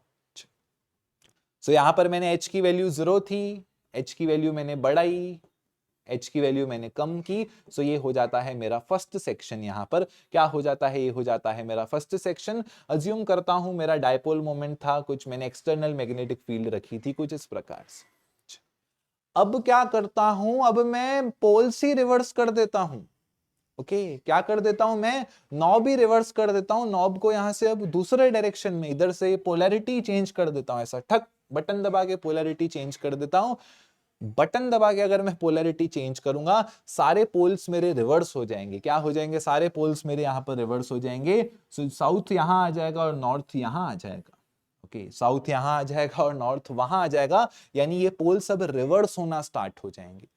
सो पोल्स रिवर्स होना स्टार्ट होंगे। सो डायरेक्ट नहीं हो सकता है कि नॉर्थ इधर था साउथ उधर, अभी साउथ इधर नॉर्थ, तो ऐसा नहीं, ये धीरे धीरे सब चीजें होंगी। सो एच क्या कर रहा हूं, एच अभी मैं यहां पर नेगेटिव में लेके जा रहा हूं। क्या कर रहा हूं, एच यहां पर मैं नेगेटिव में लेके जा रहा हूं। सो बिकॉज एच में नेगेटिव में लेके जा रहा हूं, एक मुझे बेसिक सा लॉजिक बताओ, +5 से -5 जाना है। कहां जाना है भाई, +5 से -5 जाना है। बीच में वड़ा पाव खाने कहां रुकना पड़ेगा, बीच में स्टॉप लेना पड़ेगा। कहां स्टॉप लेंगे, स्टॉप लेंगे 0 पे। सो अगर आप एक साइन से दूसरे साइन में जा रहे हो, वैल्यू बढ़ेगी नहीं, सीधा वैल्यू घटेगी, 0 आना पड़ेगा आपको। सो इस वजह से यहां पर मैं एच को जब कम कम कम कम कम कम करते जाता हूं, सो एक समय आता है जब मेरा मैग्नेटिज्म यहां से वेनिश हो चुका होता है। क्या हो चुका है, मैग्नेटिज्म मेरा यहां से वेनिश हो चुका होता है। देखो, कम ऑन, वेनिश, यहाँ पर मैग्नेटिज्म वेनिश हो चुका होता है। ये वेनिश क्यों हुआ? बिकॉज पहले मेरे डायपोल्स ऐसे थे सारे, है ना, सारे डायपोल्स इधर थे। मुझे करना क्या है, मुझे सारे डायपोल्स को इधर लेके जाना है, राइट। सो एक समय ऐसा होगा जब आधे डायपोल्स ऐसे हैं, आधे डायपोल्स ऐसे हैं, नेट मैग्नेटिक डायपोल मोमेंट क्या हो जाएगा, नेट मैग्नेटिक डायपोल मोमेंट 0 हो जाएगा। तो यही इसी प्रॉपर्टी को हम कहते हैं कोएर्सिविटी। ओके, कि रिवर्स मैग्नेटिक फील्ड में कितना मेरा वैल्यू आ रहा है, उस लेंथ को हम कहते हैं यहां पर कोएर्सिविटी। सो पहले प्लस एच था तो मेरे सारे डायपोल्स राइट में थे, अब मुझे उल्टा लगाना है फील्ड, अब मुझे ऐसे जाना है। सो ऐसे से ऐसे जाने के बीच में +5 से -5 के जाने के बीच में 0 आएगा। सो आधे डायपोल्स लेफ्ट, आधे dipoles right, net magnetic movement 0, खत्म, मैग्नेटिक फील्ड यहां पे 0। इवन दो मेरा H एग्जिस्ट करता है इस पॉइंट पे, बट स्टिल मेरा यहां पर B क्या है, स्टिल मेरा यहां पर B 0 है, बिकॉज यहां पर हम फेस चेंज कर रहे हैं, यहां पर हम क्या कर रहे हैं, फेस चेंज कर रहे हैं। सो अब क्या होगा, अब कुछ देर बाद यहां पर B0 है, B0 का मतलब क्या है, आधे डायपोल्स लेफ्ट में है, आधे डायपोल्स राइट में है, आधे डायपोल्स लेफ्ट में, आधे डायपोल्स राइट में है, इसको हम कहते हैं कोएर्सिविटी। अब क्या होगा, अब यहां पर सारे डायपोल्स में H को और नेगेटिव करते जाऊंगा, H की वैल्यू नॉब से क्या करते जाऊंगा, और बढ़ाते जाऊंगा। सो और बढ़ाते जाऊंगा, क्या होगा, एक समय आएगा जब सारे डायपोल्स मेरे यहां से लेफ्ट साइड में हो जाएंगे, सारे डायपोल्स क्या हो जाएंगे, सारे डायपोल्स मेरे लेफ्ट साइड में हो जाएंगे। अरे एक बार सारे डायपोल्स मेरे लेफ्ट साइड में हो गए, क्या होगा, कम ऑन, सो वापस से सैचुरेशन आ जाएगा, जैसा सैचुरेशन यहां आया था वापस से सैचुरेशन आ जाएगा। बट हम लोग वो सैचुरेशन नहीं बनाते हैं, बिकॉज डायग्राम दिखने में फिर हैंडसम फील नहीं देता है। तो यहां पर क्या हो गया, वापस से सैचुरेशन यहां पर आ गया, तो हम यहीं तक इस पॉइंट को बनाते हैं, ये रिप्रेजेंट करता है हमारा सैचुरेशन। तो मेरे लेफ्ट साइड में भी सारे यहां पर मैग्नेटिक डायपोल मोमेंट्स अरेंज हो गए। फिर क्या करेंगे, फिर वापस से रिपीट, ये एक्चुअल कर्व है, बार बार क्या करेंगे, रिपीट करेंगे। वापस अभी क्या करूंगा, नॉब को बोलूंगा चल, अब ऑपोजिट डायरेक्शन में चलते हैं। -5 से वापस कहां जाऊंगा, -5 से वापस जाऊंगा +5, यानी -H से अब +H में यहां पर जाऊंगा। वापस से क्या होगा, कम ऑन, सो वापस से H 0 है तो मैग्नेटिक फील्ड मेरी 0 होनी चाहिए, बट वापस से क्या हो गया, मैग्नेटिक फील्ड यहां पर इमेज, अब ये मिरर इमेज है, पूरा मिरर इमेज है, वापस से क्या हो गया, मैग्नेटिक फील्ड मेरी रिटेंड हो गई, है ना। मैं 0 पे हूं अभी, बट स्टिल मैग्नेटिक फील्ड यहां पर एग्जिस्ट करती है, डायरेक्शन उसका ऑपोजिट है। पहले अगर ये डायरेक्शन था, सो अभी उसका डायरेक्शन ऑपोजिट है, क्योंकि नीचे है, नेगेटिव एक्सिस में, नेगेटिव एक्सिस में है। एंड वापस से H को बढ़ाते जाऊंगा, यहां से वही ग्राफ आपका देखो रिपीट होगा, H बढ़ाऊंगा यहां से B यहां तक आएगा, वही जो अभी यहां पर मैंने बताया कोएर्सिविटी, है ना। एंड उसी प्रकार से ये ग्राफ आपका रिपीट चलता जाएगा। इसी कर्व को हम कहते हैं the most famous hysteresis loop. Okay, I hope आपको समझा होगा। ये जो स्टेप्स मैंने बाजू में लिखे हैं ये आपको यहां पर मदद किए होंगे। दैट्स इट, यहीं पर होता है हमारा मेजॉरिटी पार्ट, यानी 99% ऑफ द चैप्टर समाप्त। ये थोड़ा छुट्टू मुट्टू टॉपिक दिया गया है, इसमें कुछ भी नहीं है। परमानेंट मैग्नेट एंड इलेक्ट्रोमैग्नेट, चलिए परमानेंट मैग्नेट, अगर मुझे परमानेंट मैग्नेट बनाना है तो मुझे ऐसा सब्सटेंस यूज करना पड़ेगा जिसका retention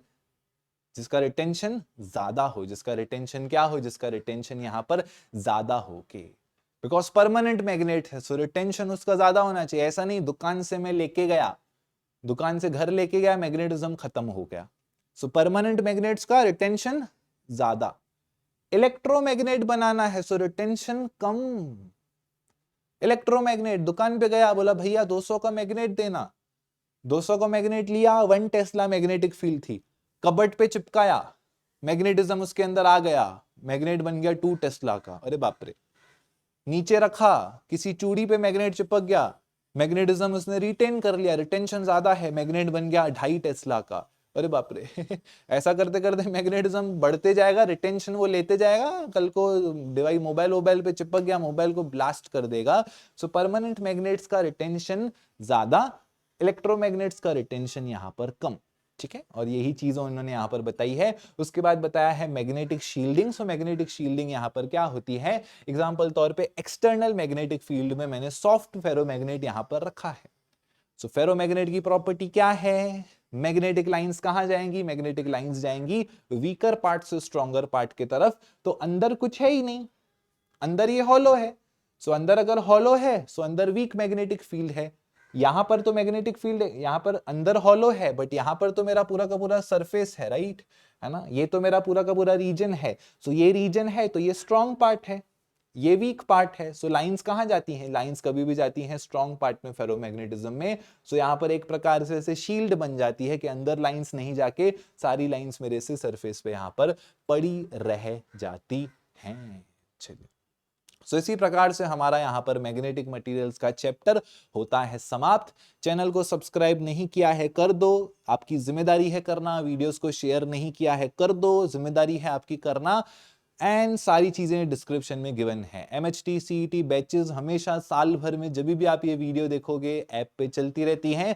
WhatsApp number, Instagram, Telegram, सब कुछ डिस्क्रिप्शन में गिवन है। वीडियोस को जितना हो सके शेयर करो, प्लेलिस्ट को हो सके जितना हो सके देखो। और फिजिक्स थोड़ा सा अच्छा सब्जेक्ट है भाई, प्यार डिजर्व करता है। ओके, मुझे पता है इस बार फिजिक्स में ना रिवॉल्यूशन आएगा। MHT CET में देखना फिजिक्स में सबका मार्क्स इस बार ज्यादा आएगा, मुझे ऐसा कॉन्फिडेंस अंदर में आ रहा है। बिकॉज ये 99% ऑफ द चीजें नहीं पता होती हैं। 99% ऑफ द चीजें मतलब बेसिक सबको पता होता है, जो एक्स्ट्रास की बात आती है ना वहां पर अटक जाते हैं। ओके, सो वहां जितना एक्स्ट्रा हो रहा है हम कवर कर रहे हैं, तो इससे आपका MHT CET का बेसिक्स क्लियर होगा। MHT CET का बेसिक्स क्लियर होगा तो जो सम्स आप कर रहे थे, पहले 10 में से 4 सम सही जा रहे थे, अब 10 में से 6 सम सही जाएंगे। तो इसका नेक्स्ट पड़ाव होगा कि आप लोग मेरे सम्स के लेक्चर्स अटेंड करें, जो कि आपको सेपरेटली अनाउंस कभी ना कभी किसी ना किसी फेज ऑफ टाइम में लाइफ में हो जाएंगे। बिकॉज अभी इस समय तो मुझे कोई श्योरिटी सर्टेनिटी नहीं है। Wish you the best.